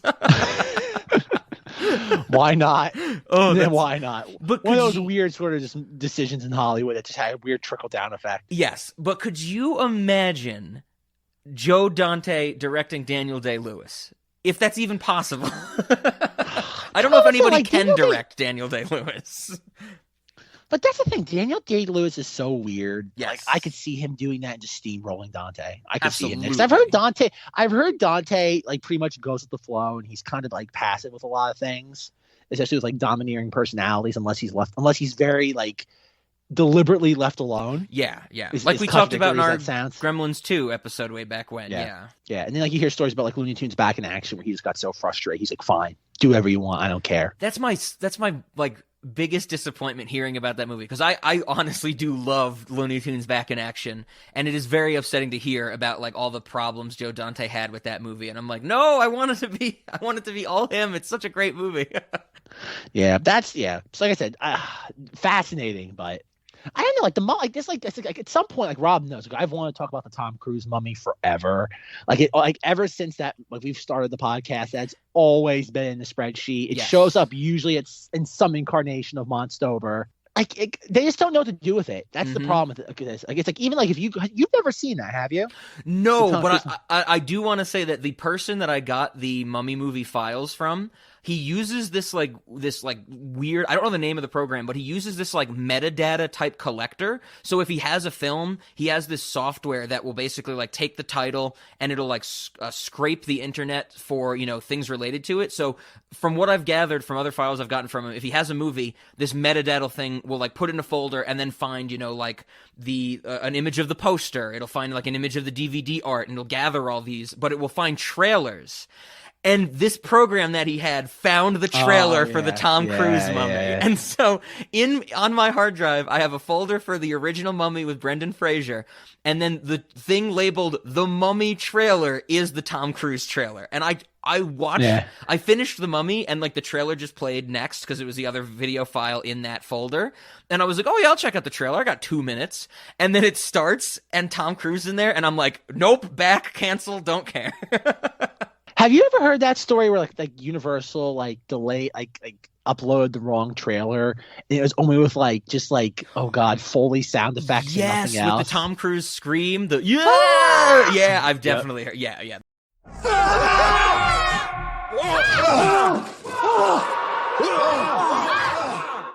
No.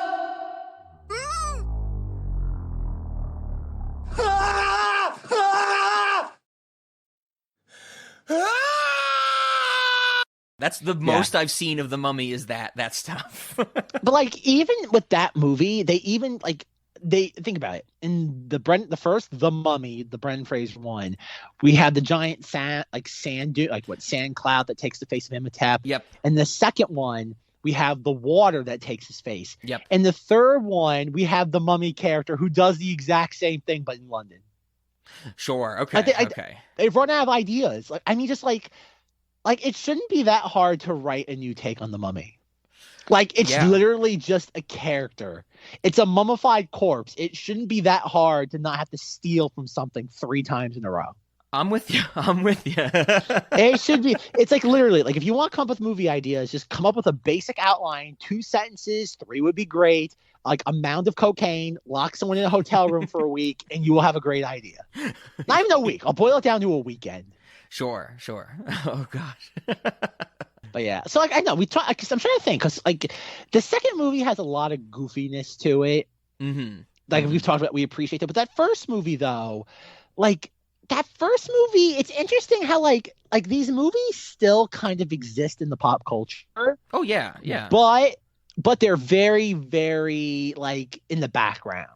Because like I remember it's one of the very few times that like I actually had a YouTube comment like get a lot of traction. I remember when that first trailer was released, not the like for the Tom Cruise movie, not the one with like the weird sound mixing, but like the actual genuine trailer. I like commented, I miss Brendan Fraser, and it got like something like 2 or 3,000 like upvotes, or whatever it's called on YouTube, and being like, oh, the fact that people remember that, like, God, 15 years, okay, I guess 10 years later after the last Brendan Fraser movie came out, I really don't count Dragon Emperor. Just goes to show that these movies are still popular.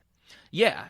Like I just wonder, like is there a demand for another one of these with Brendan Fraser? Like, is there demand for it? Because like it seems like if even though that Tom Cruise Mummy movie wasn't like objectively speaking very good, I can't imagine another Mummy property being received well. Like it's weird to think that Brendan Fraser is kind of tied into this property now forever. Yeah. Would you say that this is if you think of Brendan Fraser, this is the thing people know him best from? I don't know, because like he was also George of the Jungle. Yep. Anck-Su-Namun, like I mentioned.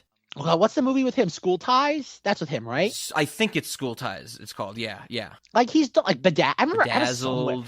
I was somewhere in the last like I think 6 months, and someone's like, "Yeah, I love Bedazzled with Brendan Fraser," and I'm like, that is something that's never been said in the last 10 years. Those words said in that phrase, in that particular like syntax, has never been said in the last decade, at least. So like Brendan Fraser is still well known. Like even I was talking to someone about this, and I was telling them, they're like, "Oh yeah," I'm like I'm watching like the Brendan Fraser Mummy movies, and they're like, "Oh yeah, like the guy from Journey to the Center of the Earth." Oh yep. Like, and that's what I mean though. Is like I think in a way he has become the star of the Mummy franchise more than Mummy. Sure, like absolutely. It's like how the Terminator is no longer about an evil robot. It's the Arnold Schwarzenegger show. Yes. No matter how you cut it, and maybe not to that sort of extreme, but like it's Brendan. Like it's kind of like Spider-Man. Is it like for at least another 20 years, when people think of Spider-Man, like your normies, not like your Marvel devotees, people will always think of Spider-Man as Tobey Maguire. Oh yeah, it's just it's embedded in the nature, in just the fabric of the character. Sure, and that's just kind of what it is. And I think that's the problem now with if you even want to call it a franchise.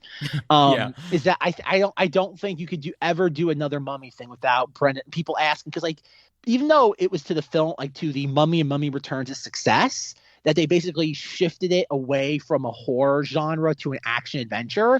I don't think you can ever go back to it. I don't think you can make that franchise go back to horror unless you get really lucky and do something very psychologically thriller-esque with it. Kind of like what happened with that like Invisible Man thing that came out last year. Like where they're like, oh, they took this very schlocky premise from like how many years, not premise, but like, have you ever seen the original Invisible Man? Yes. Like it is very odd. Like it's not a horror movie. It's basically just a horny man that can turn invisible. That's what it is. And they basically turn that on its head where like, oh, it's basically Hollow Man 2. Yeah. Like that's essentially what it is. And it's like, okay. And that film did okay only because it had like a $15 budget. Yes, absolutely. And that's the thing. Like every time they try doing things with these monster characters, it falls on its face. Like whether it be like Van Helsing technically was the last genuine success of this. Yep. Because obviously, and then you have things like Dracula and Toll bombed. And it's like, okay, we're never going to get our Angelina Jolie, Bride of Frankenstein. We're not going to get our Johnny Depp Invisible Man. I would imagine the studios wish Johnny Depp was invisible now. But Russell Crowe is Dr. Jekyll. Okay, I was trying to remember who he Bardem was. is Frankenstein. Okay. Frankenstein's monster. God, yeah, I don't know. I definitely was never interested in any of that. But yeah, I think if they did another Mummy with, in a little bit, we're going to talk more about Brendan Fraser. I don't think he would be the star of another Mummy movie unless it was very different from these action ones. But I think people would absolutely go see it. Well, go see it in the sense of what that means in the modern era. yeah, whatever that means. Yeah. I don't know though. Like I think at this point, if you were to get him back into like the franchise, if they ever want to, you would have to do another like kind of like tonal shift again. And I think it would have to be like almost like Harrison Ford Force Awakens. It would have to be like that. It would have to be the mentor character. Like again, like you could do that with him, but you'd have to cast at least one of the kids from Stranger Things, and somebody else, and he'd have to be like the mentor character. Absolutely. Oh, 100%. That's how they do it, and I think that's the only way Brendan Fraser would do it. But to go back to what you said about your comment that was heavily applauded by the YouTube community. I definitely think Brendan Fraser became he went through these weird like ebbs and flows of between a positive and negative meme. Like there was so we're gonna have to talk about his clap at the Golden Globes. That I feel like that is a big part of Brendan Fraser, where Brendan Fraser becomes this movie star. Maybe let's say, just for the sake of argument, everybody knows him from the Mummy movies, and then as time goes on, he starts to just be in the most ridiculous nonsense. Like, I guess Furry Vengeance counts as one of those. Oh, yeah. He has the clap at the Golden Globes. He comes off as the most awkward person in interviews. And the internet is like, look at this dork. Like, look at Brendan Fraser. He's such a dork. He disappears. People start to go like, what happened to that dorky Brendan Fraser? And then the internet realizes, oh my God, his personal life is incredibly depressing. And then we get this resurgence, I would say maybe for the last 5 years, where people are like, bring Brendan Fraser back. We want to see him again. We want him to be happy. And so it went from him being like, made fun of on the internet to, oh no, maybe we shouldn't make fun of Brendan Fraser. Maybe we actually love him, which I think we should, because he's great. I love him in all these movies.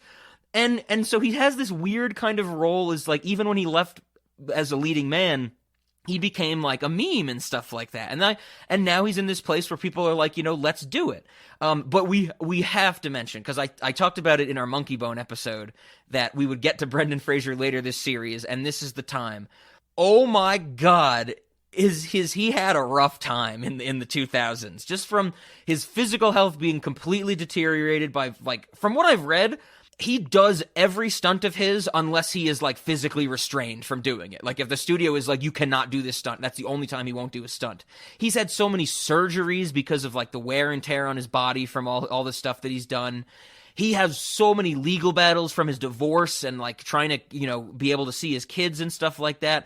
I think the most famous one in this modern era is that he is the victim of sexual assault that took a heavy toll on him. That interview that he does with Entertainment Tonight where he talks about the Me Too movement is like heartbreaking. He is so emotional about it. ET Canada spoke to Brendan just last month with Mira Sorvino, his co-star in the upcoming FX drama Trust. Mira, of course, has her own Me Too story in regards to Harvey Weinstein. And when asked about the Me Too movement, Brendan became visibly emotional. I'm hopeful that some good can come of this. There's a notion that in the world there's poison, and I'm no chemist, but I do know that that poison can be useful towards making medicine. Interesting, sort of like a vaccine. I'm hopeful that some good will come out of it. And then it's just like he has the saddest personal life, and it is so upsetting because everybody should love Brendan Fraser. Everybody. And honestly, as far as I'm concerned, I love the clap at the Golden Globes. I think he looks so happy. He looks like he's having so much fun. The clap is in response to Robert De Niro making a joke about Martin Scorsese having sex with film stock. It's not a great joke, but Brendan Fraser loved it. I know he's having fun. I want to see him have more fun. I forgot about that. I forgot. I guess funny. As soon as you brought it up, I knew exactly what you were referencing. But that I completely forgot about that. The clap, yes, not the disease. When people say the clap, we have to specify. Are we talking about the disease? I just did it. I just did it. Dude. Yes. It's I wish I could put a video clip into this episode because everybody, once you see it, you're like, yes, the clap. It's like one of those fantastic like reaction shots at like one of these awards ceremonies that's just caught on film. It's like, what was the one? Oh, guys, is it Chrissy Teigen who has like the look? She's like kind of like half blinking and like she just has like the half smile. She's just kind of like, like it's just one of those. It's pure, nothing short of a miracle. It's pure magic that we captured it on film. Absolutely. I remembered the clap. I had to find like footage from the 2010 Golden Globes because I was like, what is he actually responding to? And like I said, it is Robert De Niro making a joke about Martin Scorsese having sex with film stock. It is not a good joke, I think. It comes off so stupid. And for some reason, Brendan Fraser loves it. Of course he does. Marty is more than a filmmaker. He's a champion of film. As the founder and chair of the Film Foundation, he's pioneered rescuing and preserving our film legacy. Marty eats, drinks, and sleeps film. I hear there are videos on the internet of Marty having sex with film.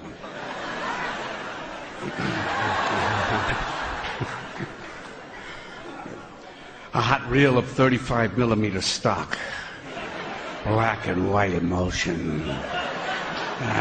Side down, hard to pass up. Hey, Marty.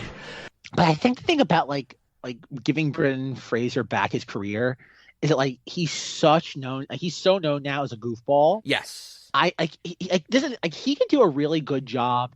He'd have to do like almost like a Adam Sandler Uncut Gems, like kind of like just like a shift. Yeah. Like he'd have to take a hard turn back into dramatic roles, and I don't know if that's what the public wants from him. Like exactly. That's like people want the goofball. The problem is that like he leaned so far into that with things like Furry Vengeance. Oh yeah. That I don't know how you come back from it.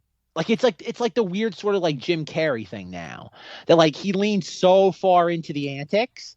Like how do you like how does the pendulum shift back? And that's the issue. It's like the only way I can think you could get him back into a mainstream way where you can have your cake and eat it too. And Rob's gonna hate me for saying this, but it's kind of like the one size fits all for any actor that's kind of like on the outs. It's Marvel. You would have to put him in a Marvel property or something. Well, I do hate any reference of Marvel, but I do have to say Brendan Fraser is working today and he's on TV shows, and I have heard from people that I know and from, reviews online, just people talking in the internet sphere. He is on the show Doom Patrol, which I know fucking nothing about. And people say that he's good in that. And I'm glad you bring this up because if Brendan Fraser wants to get back in the game and be happy again, the landscape for actors today seems to be this stupid superhero nonsense. And if he can find a place in that, good for him. I would like to see him do, like you said, something serious and something groundbreaking, like an Uncut Gems or something. That might happen with The Whale. He's going to be in Aronofsky's next movie, playing an incredibly obese man. I don't know if you've heard about this, Zach, but that might be it. But he's found his superhero place. Good for him. I don't like it, but good for him. No. I almost said WB. A CW TV DC. No, that is not finding your place. That's called making ends meet. There's a very, very I think it's kind of finding your place in what the world has created for people. That doesn't count. That doesn't count. From a Cinemati's perspective, I agree with you. I think from the global perspective, that's where I'm coming from. But I see what you're saying. But like that's the thing. But it's like there's a difference between like finding your place and just making ends meet. Like Paul Rudd being cast as Ant-Man is like finding your place. Idris Elba as Heimdall is making ends meet. Sure. Yeah, I see what you're saying, but I mean like neither Paul Rudd or Idris Elba were ever like out for so long like Brendan Fraser was. No, but that's what I mean, though. You can tell one was just trying, like, just basically made a deal. Because think about it. If Idris Elba held out, he could have been Black Panther one day. I see what you're saying. It's okay. it's that he took the first deal that came across his desk, and he paid the price for that, for not holding out. Okay. I see Brendan Fraser hold out. Like, Brendan Fraser is one of those, like, actors, like, I would have loved, and there's still time, like in the Guardians of the Galaxy comics, there's Cosmo, like the talking dog. Sure. Brendan Fraser would be just as good of a voice actor for that type of character as, like, Bradley Cooper is for Rocket Raccoon. Mm-hmm. And that's what I mean, is that, like, you can, I don't know who you would sit there have Brendan Fraser play any of these movies, but, like, it would be something like that. Like, you give Brendan Fraser something with a little bit of meat to it. Like, he'd be a great, like, Green Lantern. Like, I'm not like one of the main ones, not like Hal Jordan or anything like that. Sure. But just like one of them, like, in an ensemble. Kind of like how Nicolas Cage was Spider-Man Noir in that Spider-Verse. Into the Spider-Verse. That's a good point. Like, that's what I mean. Like, something like that.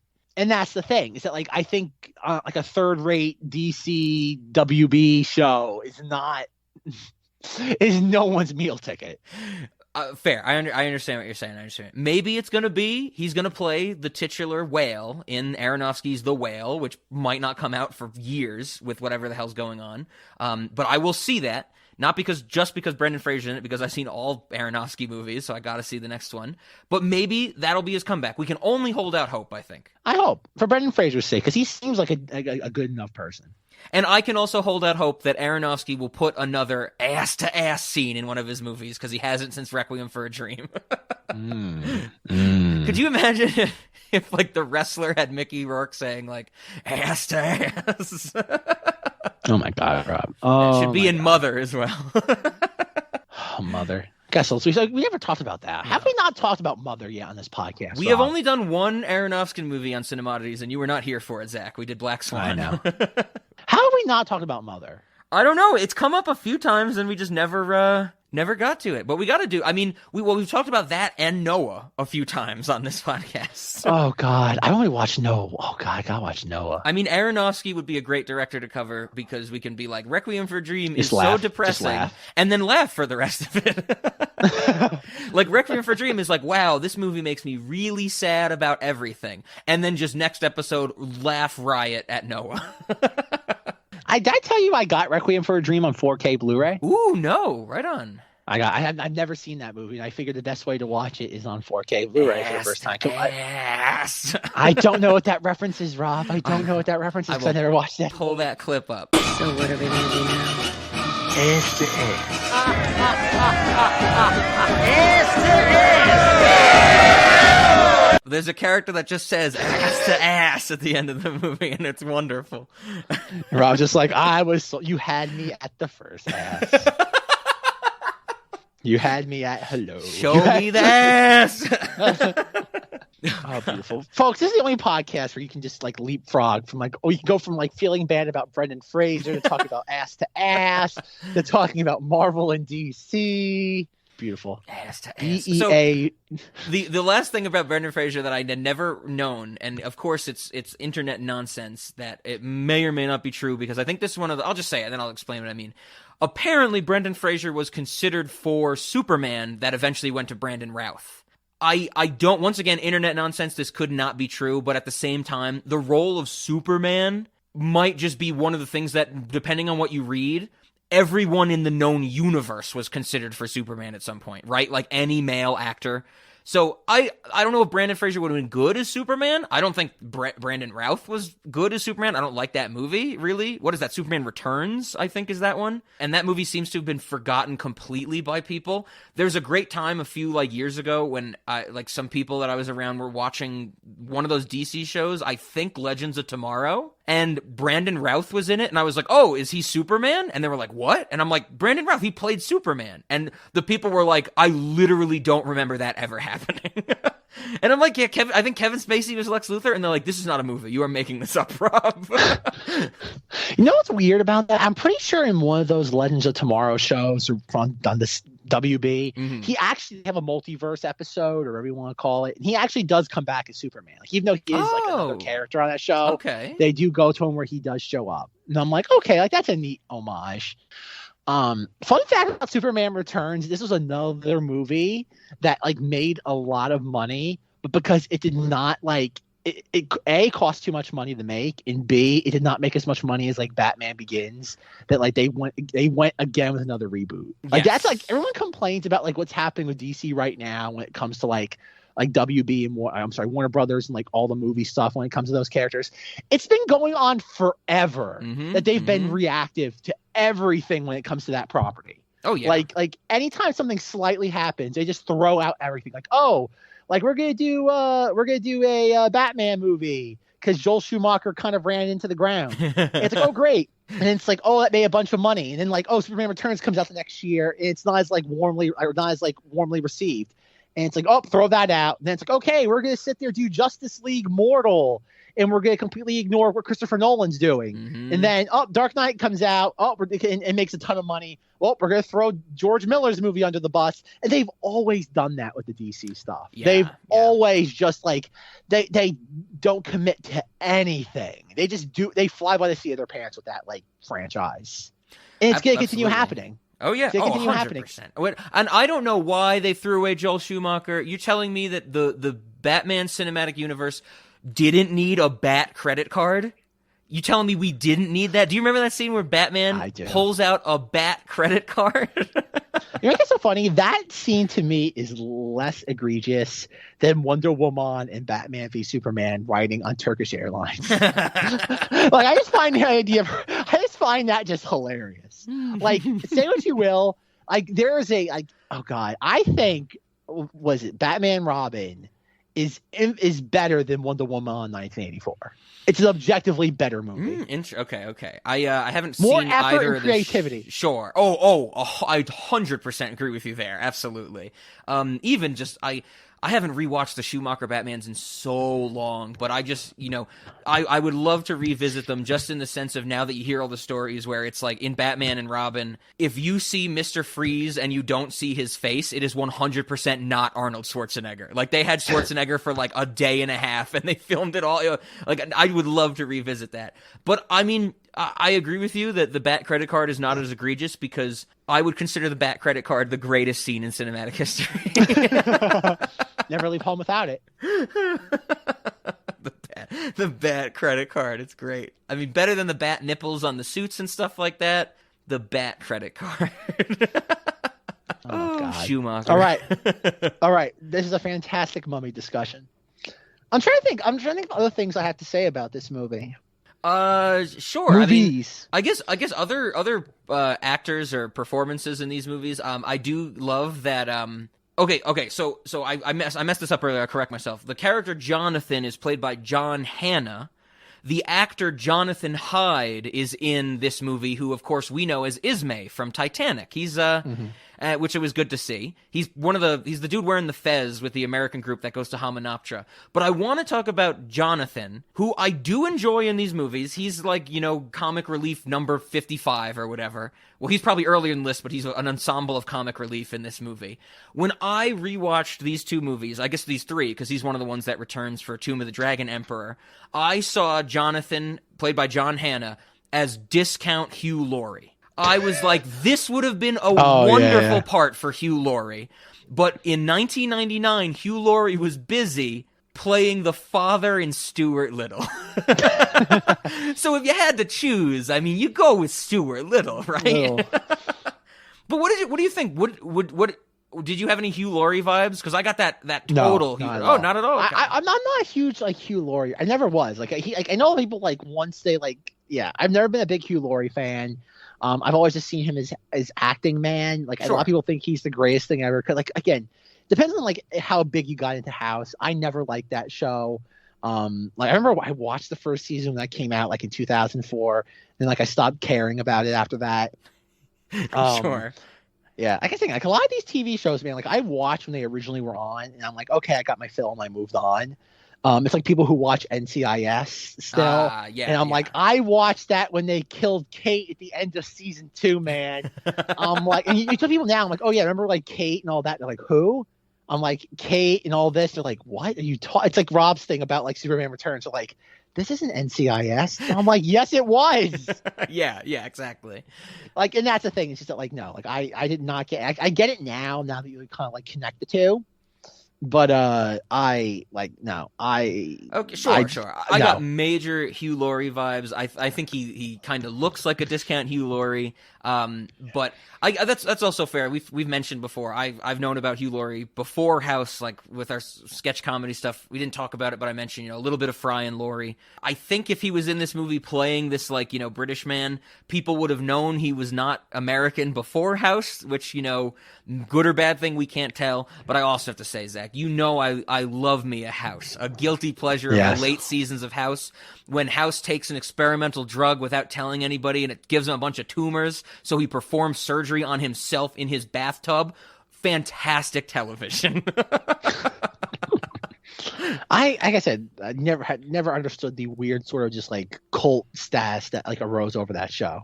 I agree. The show was always goofy. I agree. That show got goofy. That show got goofy at the end. He killed Wilson's girlfriend.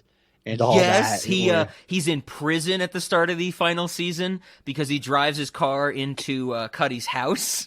Yep. The whenever I watch House, it's always like season 4 or later because it is just like bonkers and they own it and it's wonderful. Yep.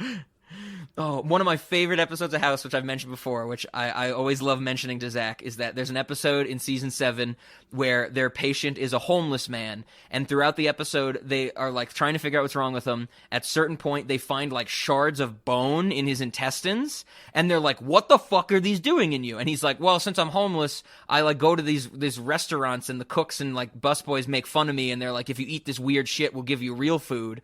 And they're like, "Oh no, that's bad. Like you shouldn't do that. You should be trying like hold yourself in like high regard." And so the whole episode makes it as like oh, this homeless man, we feel bad for him, we want him to have a better life type of thing. The last scene of the episode after they cure him, literally right before credits, they go in one morning, the doctor's like, "Why are all the cops here? Turns out our homeless patient was a serial killer that eats his victims and he got away last night." Cut to credits. Never mentioned again. And I'm like, fuck yeah. I wish every episode was this. Delightful. Oh, God, it's wonderful. We will do all 8 seasons of House one day. Oh, God. Oh, God. And not episode by episode, like commercial break by commercial break, Like we will just do the acts of each episode all in a row. But that was Jonathan. Even though he's not Hugh Laurie, I think he's good fun in these movies. Like I mentioned, the spear line where he's like, "It's a spear, doesn't look like one." That's great. I guess Rachel Weisz is the performance. Not that I dislike it. I have the most problems with it in the first movie because I think she is playing up the goofy childhood wonder and excitement a little too much for me. And this might be another like Josie and the Pussycat scenario where you were like, what's her name? Oh God, who played the woman? Why can't I remember her name? Tara Reid? No, not Tara Reid. The record executive with the lisp at the end. Parker Posey? Parker Posey, yes. Where you're like, she is crazy over the top, and I'm like, I know, but I love it. Did you get any, like, did you think Rachel Weisz was being too, like, just excited about everything at certain points? Because I definitely got that sense. She's a little, I don't think it's over the top. I think she's maybe a tad too doe-eyed. But I think that adds to because again, that adds to the adventure of the adventure film. So I'm rather forgiving of that. Okay. I mean, the scenes that stick out, it worked. I mean, we need that. She's the non-adventurer that really wants to get into the field. And she even has that line at the beginning where like, the Bembridge Institute keeps rejecting me because I don't have enough field experience. So I can't wait to go on this Egyptian adventure with the prisoner that sexually assaulted me. But it wasn't bad sexual assault because like 1999 woman is horny, I guess. And then she's in that scene where she's like, she has more of a thing for him than he does for her. Yeah, absolutely. But then the scene where she's like explaining how mummies would get embalmed, and she explains like how they took the brains out. She's saying it as she's like very excited, and it's a little too over the top for me. Also, I have to mention that same scene when they find the sarcophagus that with they don't know that Imhotep is in it yet. I think Jonathan and Brendan Fraser are like, "Who's in this sarcophagus?" And Rachel Weisz says, "The inscription says it is he that must not be named." And I'm like, Voldemort, Harry Potter crossover. Her drunk scene, though, is fantastic. When she says the I "I'm a librarian." And she's like, "What's a place like me doing in a girl like this?" I thought that was good fun. I enjoyed that thoroughly. Okay, tough stuff. Try a right hook. Ball up your fist and put it out like that. Mm-hmm. Now mean it. Hit it right here. I mean it. Okay. Okay, time for another drink. Unlike my brother, sir, I know when to say no. Uh-huh. And unlike your brother, miss, I just don't get. I know. You're wondering, what is a place like me doing in a girl like this? Yeah, something like that. Oh, Egypt is in my blood. You see, my father was a very, very famous explorer, and he loved Egypt so much, he married my mother, who was an Egyptian and quite an adventurer herself. I get your father and I get your mother. And I get him. But what are you doing here? Oh, look, I may not be an explorer or an adventurer or a treasure seeker or a gunfighter, Mr. O'Connell, but I am proud of what I am. And what is that? I am a librarian. But she's fine. I like Rachel Weisz in most things. On our Patreon that everybody should check out, Ben and I discussed Constantine. We think she's great as the female lead in Constantine. But yeah, she's good fun. I just wish she came back for the third movie. Sure. Yeah, no, like it's weird that like everybody in like from the first to second movie's the same. Yes. And she is infinitely more grounded in that second film. Oh yeah, big time. Because she has to get her lady fight, you know. Hey man, you keep laughing at the lady fight. Yeah, I love it. It's the plot of the movie. No, I mean, I laugh at it, but it's the plot of the movie. I mean, it should have been called The Mummy 2, The Mummy Returns, lady fight. Stop making fun of it. Best part of the movie. Who else we got in the first? Oh, Benny's good fun in the movie. I like him and Brendan Fraser's chemistry where they're making fun of each other. I think Benny's annoying. Really? Okay, I didn't think Benny was too annoying. Oh God, no! I have all the horses. I'm like, oh my God, someone shoot him. Scene. No, I hate Benny. The only good moment Benny has in the entire movie, and maybe one of the most clever sequences in cinematic history, as Imhotep is like cornering him like three like corridors. He pulls out all the different religious symbols, just trying to figure out which one will work. I totally agree. That scene is so fascinating and wonderful and fun. That's where I'm like, I'm on board with this movie. I mean, I was on board with it before because that's like an hour in, but I'm so into that scene too. It's brilliant and profound, and probably better than the movie it's actually in. That sequence. That sequence is just it's shocking how brilliant that is. It's great. It's great. Like that's something that you like somewhere Wes Craven saw that and was like, damn, I wish I'd done that in Scream. Yeah. I wish I'd done that in Scream. And like I'm like, again, perfect. Oh yeah, that's a good one. I didn't have an issue with Benny though. I mean, I guess as a minor character from the beginning, Eric Avari shows up as like the curator of the museum. I think he's a curator. This does get explained later on when it's revealed that he's like working with the Magi and keeping Imhotep down. But I was losing my mind in the early scene when like Rachel Weisz and Jonathan find the map and they show it to Eric Avari and they're like, look, this could be the place. This is going to get us to Hamunaptra and all this shit. And Eric Avari's like, oh, poppycock. And then he lights the old ancient map on fire and says, it's for the best, probably. And that is insane. If somebody who worked in a museum was like, oh yeah, we burnt a priceless artifact, that's fine. I was like, what? But it is explained later on. So, that made some more sense. I love his line when, Rachel Weisz knocks over all the bookshelves in the domino fashion. And he's like, what the hell did you do? And she's like, oh, it was an accident. And he says, when Ramses destroyed Syria, that was an accident. You are a catastrophe. And I was like, oh, that's good fun. And I just like Eric Avari in general when he pops up in little things. Speaking of Imhotep, I guess our titular mummy, one, You're going to love this, Zach. This is a great Rob nitpick. He is not a mummy. He never gets mummified. He gets eaten by beetles, which is not mummification. So he's technically scarabs. Yeah, scarabs. He's technically not a mummy. I love the fact that in the first movie, he gets brought back to life, and he's like, I have one goal, and it is to be reunited with my lover, Unuratu. Anck-Su-Namun Unuratu, whatever we're calling her. The second movie, they bring him back, and immediately he's like, okay, I am still on that goal. I really like that.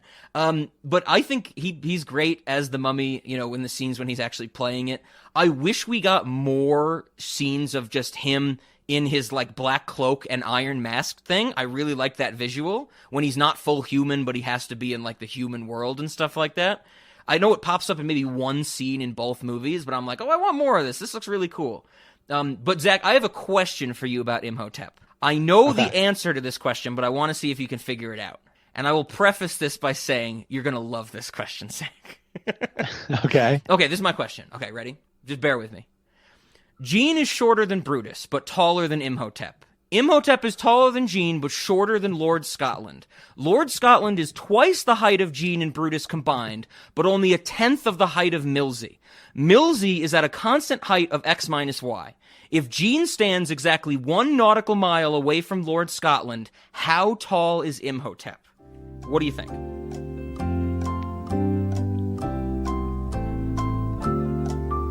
I like your pausing, let the audience figure it out as well. That's good. I'll put the Jeopardy music in there. The answer, which I'll give you, Imhotep is invisible. Okay. Oh, right.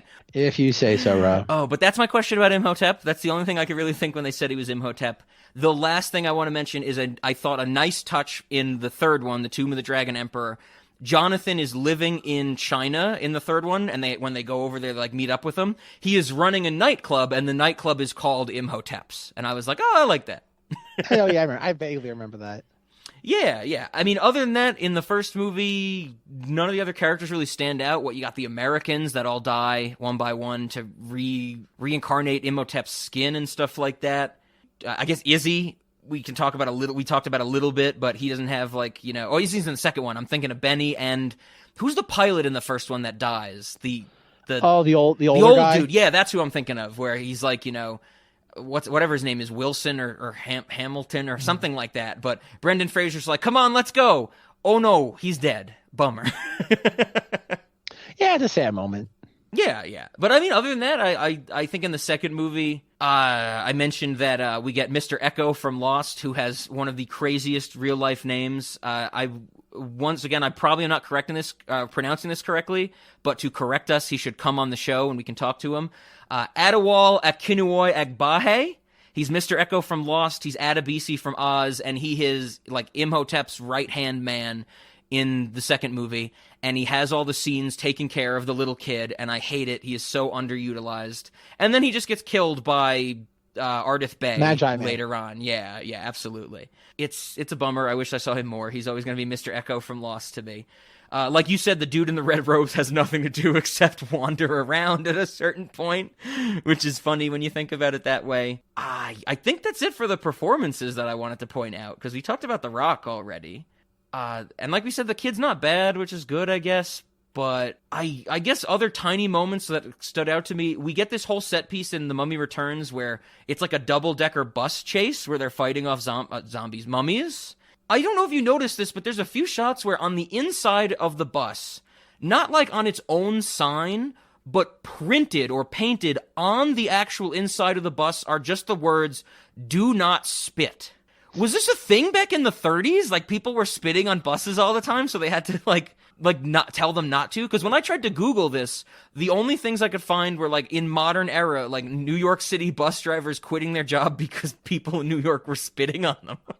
Really? Yeah. And so imagine like if somebody's angry at the bus driver, they spit on them, and that causes them to be like, I can't handle this. But there are very prominently just like Brendan Fraser will be talking or like fighting somebody in the inside of the bus, and you'll see in the background just the words "do not spit." And I'm like, okay, I guess you shouldn't spit on the bus in 1930s London or wherever they are. Yeah, I didn't even pick up on that. Yeah, so Zach, no spitting. I'll bring that back up when we do snacks. I have some no-spitting snacks. Figured. But yeah, I think we mentioned a lot of the other stuff. I hate the tattoo stuff in the second movie. I guess I should say I do kind of appreciate some of the nods in the sequel to the first one. It might be a Stockholm Syndrome thing because I watched them like basically back to back. But I I appreciated where what Brendan Fraser says to Rachel Weisz, like, our kid is like reminding me of you as, you know, with every day that passes. And then the kid knocks over all the pillars in the same way that Rachel Weisz knocked over all the bookshelves. And I guess the best way to put it is I was surprisingly fine with that. The kid thing is weird. Like that's the thing. Like I don't know. Like it feels like once again they kind of split the dynamic of Rachel Weisz's character from the first movie into her and then the kid. Like they gave the kid the doe-eyed sense of adventure, and she just becomes kind of just like stoic. Absolutely. And then she's dead for 5 minutes. Yep. And then she has her lady fights. Absolutely. Lady fight. The Mummy 2. Lady fight. Lady. Can we add that to the pantheon of our sequel names, like Blank Harder, Day of the Soldado, Hyper? Have we talked about that? Like Hyper something or like whatever it is? Yeah. Let's just add Lady fight, you know? I think every third movie in a franchise should be Tomb of the Dragon Emperor. Like Sicario 3, Tomb of the Dragon Emperor. I like that. That's good. But could you imagine if it was something like, you know, Avengers Age of Ultron, Avengers Lady Fight? Is that what Guardians of the Galaxy Volume 2 was? Guardians of the Galaxy 2, Lady Fight. Oh, sure. The sequel, Captain Marvel, Lady Fight.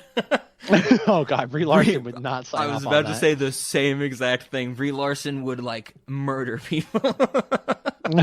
Oh, man. Oh, that's good. Yeah, I think that was it I had for the Mummy franchise. I mean, we talked about the animated series. I wanted to mention that. Yeah, I mean, overall, like I said, first two movies, pretty fun. I don't know. I mean, like we said with Brendan Fraser, maybe people have some still nostalgia for these and stuff like that. Yeah, I mean, overall, I'm glad we did this before some of the terrible, terrible things that we'll be getting into in the fourth year that you have put on the spreadsheet that just make me like sigh every time I see them. Oh God, Rob. But yeah, I think that's it. I don't think I have anything else. Right on.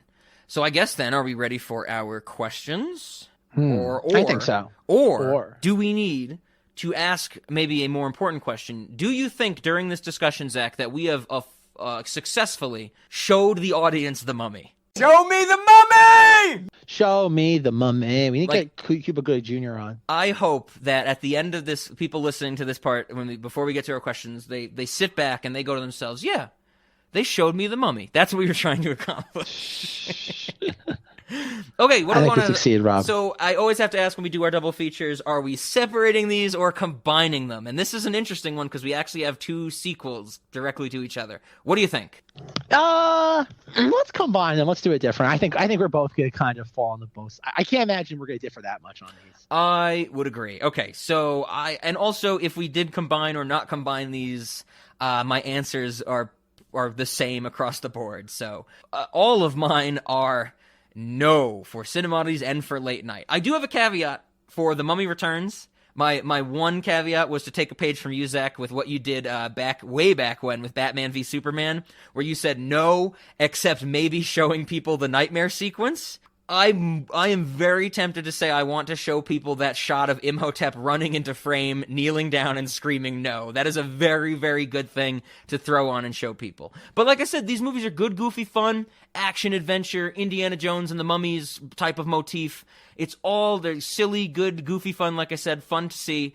But I don't think there's anything that makes them Cinemodities. And Late Night, I think I'm also going to say probably something you were thinking of. Can you find viewings of this with people who haven't seen it? It probably is easier than some other circumstances, but I feel like a lot of cases this would fall into like a nostalgia rewatch for a lot of people, and I'm pretty sure we've established at this point we don't usually approve of that for our late night viewing. Well, it's interesting. Actually, you might have changed my mind on what I was going to say. Oh God. No, you actually Zach's lady fight, late at night, lady fight. Late at night lady fight. That's like a great one-off we should do. Late at night lady fight movies. Maybe on International Women's Day we should do that. Late at night ladies night lady fight.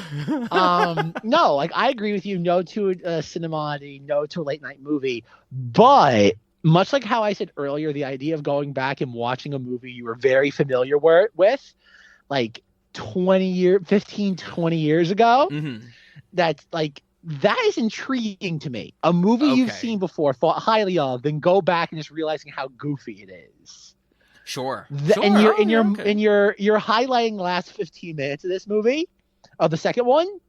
I think is an interesting idea. I'm still gonna say no for late night movie to both, but it's definitely an interesting question. I the like idea that, of going back, some type of revisiting, because if it's been maybe there's some type of window that if it's past a certain length you can revisit it. Maybe if some reverse version of statute of limitations where yes, where you can actually revisit it if enough time has passed. But that is interesting. But I think you cannot have watched it in that time. Yes, it's not that's the thing. It has to be that after a certain, it has to be at least 15 years since you've watched it and you must have liked it. Okay. I can get into you that. did like it and you realize how goofy it is. Oh wow, I was dumb for liking this. But it has but it has that layer just unintentional goof or schlock to it. Sure. Can we add that, let's say maybe, you had to have liked it when you were younger, at least 15 years have passed, and right before you watch it, you get electroshock therapy. Can we add that to this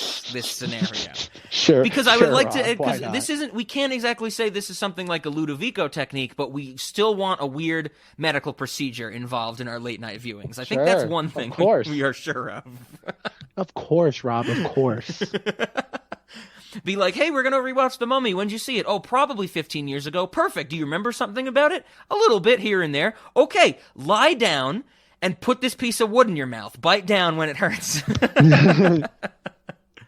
Okay. So yeah, I think we're in agreement then for these movies. Oh God, I don't know if that Imhotep scene is on YouTube, but I'm tempted to put it on there myself if it isn't, because people need to see that. But okay, I guess that brings us to snacks. And I guess the snacks that I want to start with are ones that I have a few questions about for you to see if we can refine them. Do you know, in the first movie, and I guess technically it happens in the second movie, but when Imhotep is decayed and he's back to life and he's trying to rebuild his skin and look like, the actual Imhotep, the human form, I guess, do you know what he's taking from people? Is it their essence? Is it their life force? I have a guess. Okay. What else would you call it? Yeah, I just didn't pick up if there was anything in the movie where they said what it was or something. I know in the second one they talk about the bracelet taking your life force, or they used one of those words, but that was for the bracelet. Mm-hmm. I don't know what Imhotep is doing, but I love that after Imhotep takes it from people, they turn into the dried out husks of people. Mm-hmm. And so whatever that is, whatever these people have in them, their essence, their life force, whatever, can we bottle that and sell it? Can we have like a glass, Rob, like a Coca-Cola glass, but there's human essence in it?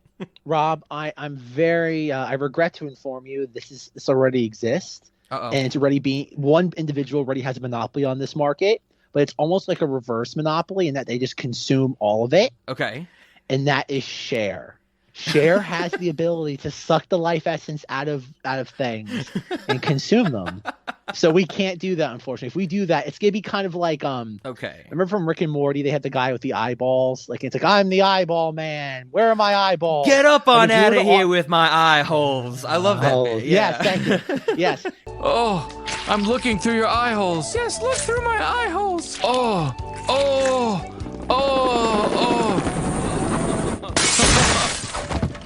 I'm the eye hole man. I'm the only one that's allowed to have eye holes.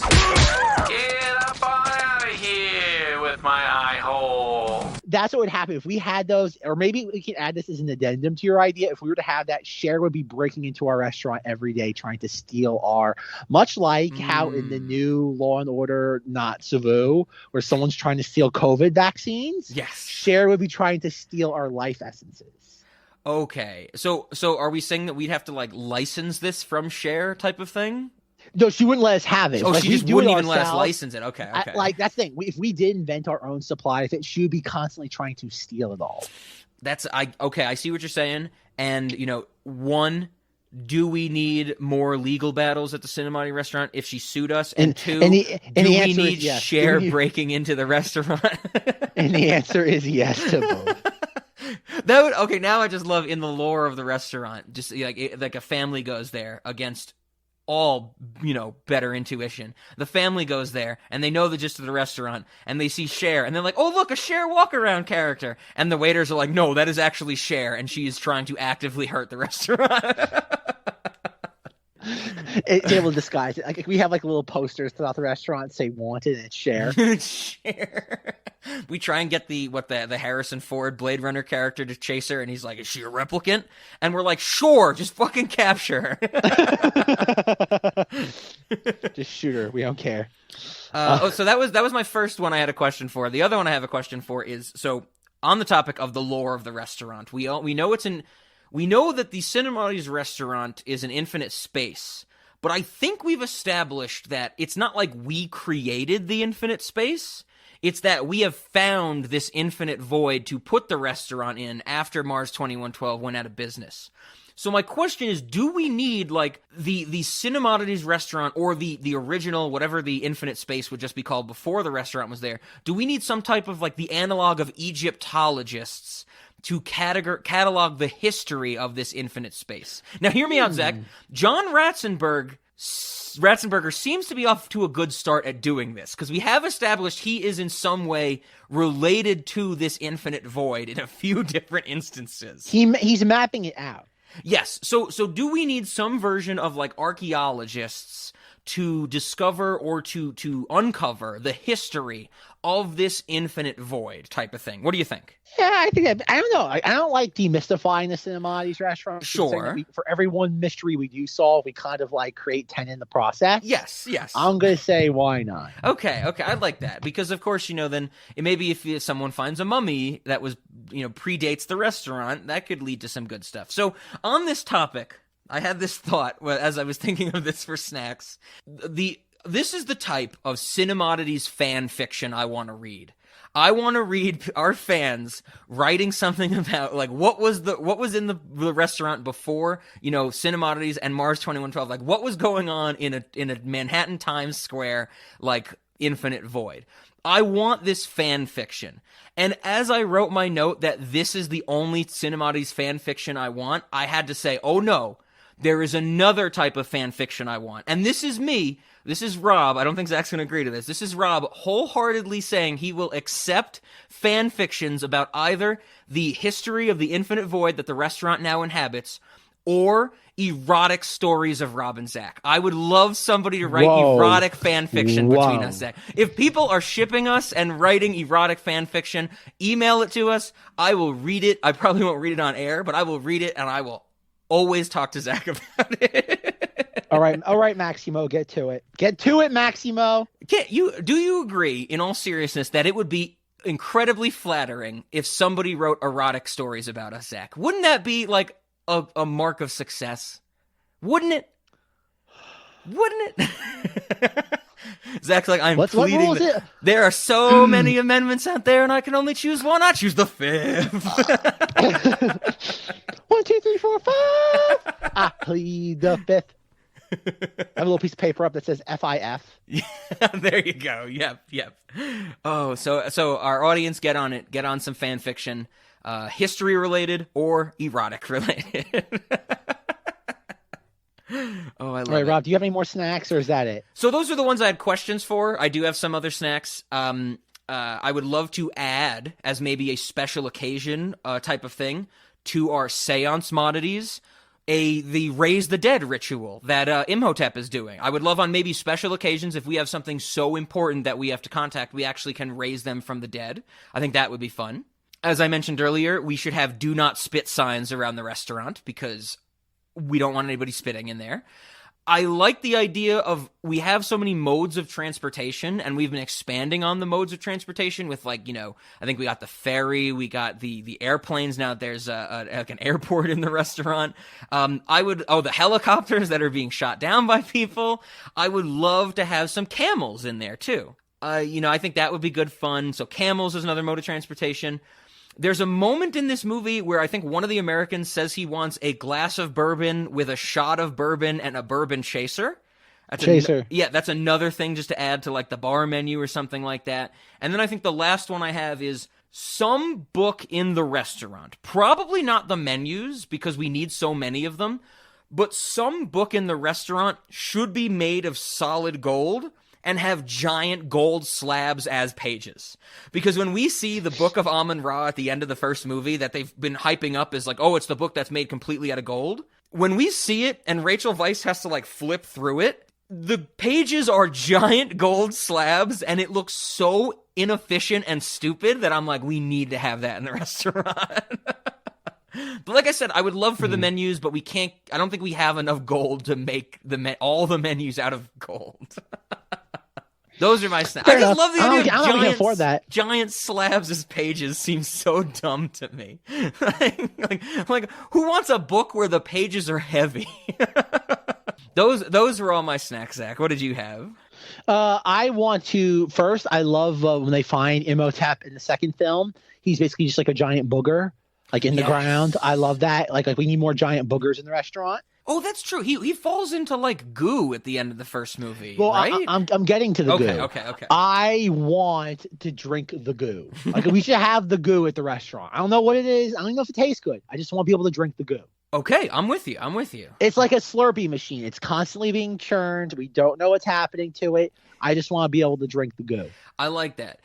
Wasn't it like an actual news story like a few years ago where they, on some archaeological dig, they found like, maybe not a tomb, but some remains of something, and they found like this liquid that had been somehow like encased, and it was actually still in liquid form when they found it, and it's like really ancient, and the whole internet was like, drink it, I want to drink the forbidden mummy juice or something like that. Does that sound familiar? I think that happened. I don't doubt it. I don't remember it, but I don't doubt it. Yeah, exactly. That's the thing. The internet would totally say that. Be like, let's do it. Let's drink the forbidden juice, And I'm trying to think. I also like the idea of like we've never talked about like bouncers at the Cinemati's restaurant. I think have we done bouncers? If we have, at some point. Yeah, very briefly, I feel like it would have been in the vein of, or we have this character be the bouncer or something like that. Okay. Well, I like the idea of another form of like getting like rowdy like patrons out of the restaurant is from the first film, the blue chariot that basically just drags people's essences out. Yes. I like that's another goofy. Yeah. That's also a very goofy thing that happened in the first film that we did at Highline. We have like a blue chariot that just basically robs someone of their what? Immortality? Yes, because that's a thing that happens. Yeah, that was good. That was very funny. So yes, we should have them as like bouncer enforcers. Okay, I dig that.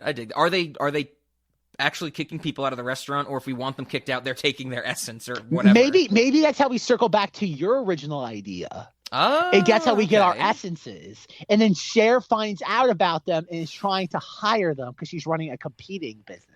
Okay, I was also thinking maybe Cher tries to fight them.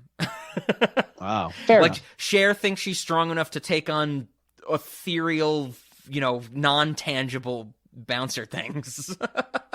That seems like something Cher would do. I believe she could do. Oh, sounds wonderful, about right. Wonderful. I can't believe it took us over 3 years to get to Cher. Do you believe in love? I mean, we'll have to talk about. I think it's the Farrelly Brothers. That movie Stuck on You. Cher playing Cher is like a main character in that movie. Did you? Oh, really? Yeah. Have you seen that movie? No, I'm aware of it. That's Matt Damon, right? Matt Damon and Greg Kinnear. I'm pretty sure. Oh God! It is terrible. Spoiler alert: they get separated at the end, but then decide to continue to live as conjoined twins. It is. Yeah, I remember that. Very weird. And then one of the Farrelly brothers directs Green Book, and as they say, the rest is history. Oh, okay. Any other snacks that you had, Zach? I'm trying to think. I maybe some more. I don't know. I kind of like the. I don't know what they're called. They're in both the first and the second movie. Like the I don't know if they're soldiers of they have the weird funny hats and they're carrying like sickles around. Okay. I like them. I just like how they look. Oh yeah, definitely. A lot of, I guess, in terms of, we said how fun these movies were. Great set design and production. Like, I love a lot of the ancient Egypt look of all this stuff. So yeah, absolutely. I'm trying to think, like, maybe they'll be like, you ever been to like the Cheesecake Factory? It has like that faux like Egyptian like decor. Yes. Maybe we have them as we walk in. Okay, I dig that. And also, we probably should have Anubis on the payroll, even going back to like Gods of Egypt. That's a good point. I feel like Anubis. I feel like we much like that Simpsons gag from Treehouse of Horror, where Mr. Burns is like, "Who's that goat like fellow? I like the cut of his jib." Yeah. I feel like we should be in business with Anubis at some point, considering all the death and mayhem. Yeah. I feel like much like the Scorpion King, we should be making a deal with Anubis. I feel like we should be like we should have him at least in our Rolodex. Absolutely, yeah. Get on his good side, 100%. That is a really good point. Yeah, that's also interesting. I was definitely thinking of Gods of Egypt as I was watching these movies. Unfortunately, no Gerard Butler changing his accent every scene in the Mummy movies. Wouldn't it be great? We should get Gods of Egypt too, but with Brendan Fraser. Oh, there you go. Brendan Fraser would be a great like the end cameo of being the dude who lives on the spaceship in the sun or in space or whatever the hell it was in Gods of Egypt that Gerard Jeffrey Butler Rush. goes up and instead of Jeffrey Rush, we get Brendan Fraser, and Gerard Butler has to kill him in a scene where just before the murder happens, Gerard Butler runs through his entire repertoire of accents in a one shot, like one take. Gerard Butler basically does a slew of accents and then murders Brendan Fraser. It'll be great. Hit. $100 billion cajillion dollars. No, we can't do movies that way anymore. That movie would be watched by literally every person who exists on Netflix the day it came out. That's how we can rank movies these days, right?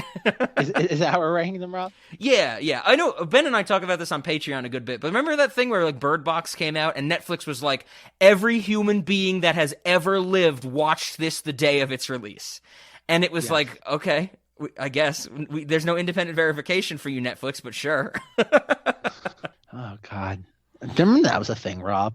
What, Bird Box or Netflix? Yeah. Well, both. But remember when Netflix was the only game in town? Remember that? Yep. Now we got... What a scary time. Peacock. Now we got... You know what I did a free trial for recently so I could record some weird movies that I couldn't find? There's a streaming service called Magnolia Selects. I don't even know what that means. That's the only place I could find the early Nicholas Winding Refn movies. But it's just called Magnolia Selects. Why not? Oh, God. So, okay, I mean, and if you don't got any other snacks, Zach... Well, much like going to your... Okay, Rob, I sent you a message on Facebook. The fuck? I know. God damn it! The point of this being is that I want you to go to the 5-minute mark of this video. Okay. And it goes... I want Brendan Fraser to yell this when he's on the giant, like, open-air spaceship in space in Gods of Egypt. Okay. And so what did you say, the 5-minute mark? Okay. Yep. Oh my God, this is actually, since I'm recording you in the output channel, this will get recorded when I play it. This is like the first time a clip is being put in live, Zach. This is groundbreaking. I gotta put the goat clip in here. All right, watch the goat video right now. Okay. Okay, here we go. I'm watching. Hey, welcome back. Hope you enjoyed yourself. I would have enjoyed this interview a lot more if I had gotten my cup of coffee! Is it the cup of coffee thing just happened? Is that it? Yeah. Did we pass it? Yeah, it just happened. You can't hear it, just like you can't hear yourself. But it just played. It just played for the audience, Zach, and for me.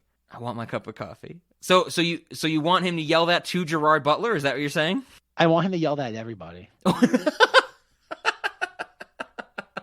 I told you, man. Greatest movie ever. We hope you enjoyed your time at the Cinemized restaurant. You probably would have enjoyed it better if I got my damn cup of coffee. Hey. Okay, good. I'm glad you sent me that as well. I could put it in earlier, too. I'm also seeing that the last time we talked to each other on Facebook was when you sent me Halloween commercials that we ended up not talking about. I forgot about those. All right. Well, anything else? Any final thoughts on The Mummy? Show me the Mummy. Show me the Mummy. Show me the Mummy! Come back. fascinating looking at the grosses of these movies. Like the first one makes the first one makes $155 million in 1999, which is big by God those standards. Oh yeah. Then the second one comes out 2 years later, makes over $200 million, and then 7 years later, Dragon Emperor comes out and makes half that. Yeah, they were successful. I mean, and people still, like we were talking about, people still have some nostalgia or know about them. So, you know, good it's on weird. them. It's that weird time. It was like think about it. That was like one of the last few times in like pop culture where you had something like could be ubiquitous in the culture. Absolutely. Again, it's that Tobey Maguire Spider-Man thing. Like that will always, people think of the Mummy for at least another 20 years. That will be what they think of. Absolutely. I dig it. So, with that being said, we have shown people the Mummy. We have been shown the Mummy. Show me the Mummy. So I guess we should say this is the like I said, the slow ramp down. The rest of the 4 years is going to be interesting as Rob will get angrier and angrier, but it might peak. I might be the angriest next week, and I can say for certain next week I don't know what you think, Zach. I know that Ben, who we should have, he has some affinity for Shrek, so I might be on the only one on the negative side of Shrek, and I am looking forward to trying to explain why I think Shrek is bad and angering the entirety of the internet. I cannot wait for that to happen next week. Does anybody care about Shrek, Rob? The entire internet cares about Shrek. No, they don't. Yes, No, they do. Okay, we were going to talk about this next week. We cannot get into this now. We have to talk about this next week. But yes, Zach, the entire world. I honestly think the moment we are recording, even when people aren't hearing it, when we are recording Shrek and I say I think Shrek is bad, well, it'll happen right now. I will immediately get doxxed and swatted. Immediately. Immediately, Zach. I think the first Shrek is redeemable, but the second one is a nightmare. We are only just going to be discussing the first one next week, and Zach has just confirmed it for me. I am going to be the only one in the complete negative corner for Shrek. So tune in next week for that. I shouldn't give our email address in this episode because people will preemptively complain to me that I have offended them completely. So, but yes, tune in for Shrek next week when the fourth year goes completely downhill for Rob. But then it'll pick back up right at the end with Rat Race. That's my light at the end of the tunnel at this point. Is it, Rob? Is it? Yes. So I think then that leaves us with, how should we end this episode? I think the best way to do it is there was a song written for this by the band Live, which I don't really know too much about, but it is called Forever May Not Be Long Enough, and it is the end credits song for The Mummy Returns. So I figured we use that in reverse. There's not really any other music in this, other than the score, of course, but no other, famous songs or anything used in here. We never get, like some, Walk Like an Egyptian musical sting or anything like that. They didn't go far enough. Can we please have that as the reverse? I'll probably throw that in there now that we mentioned it. Have some Walk Like an Egyptian thrown in right at the end. Walk like an Egyptian. Oh, man. That's good. Show me the Mummy.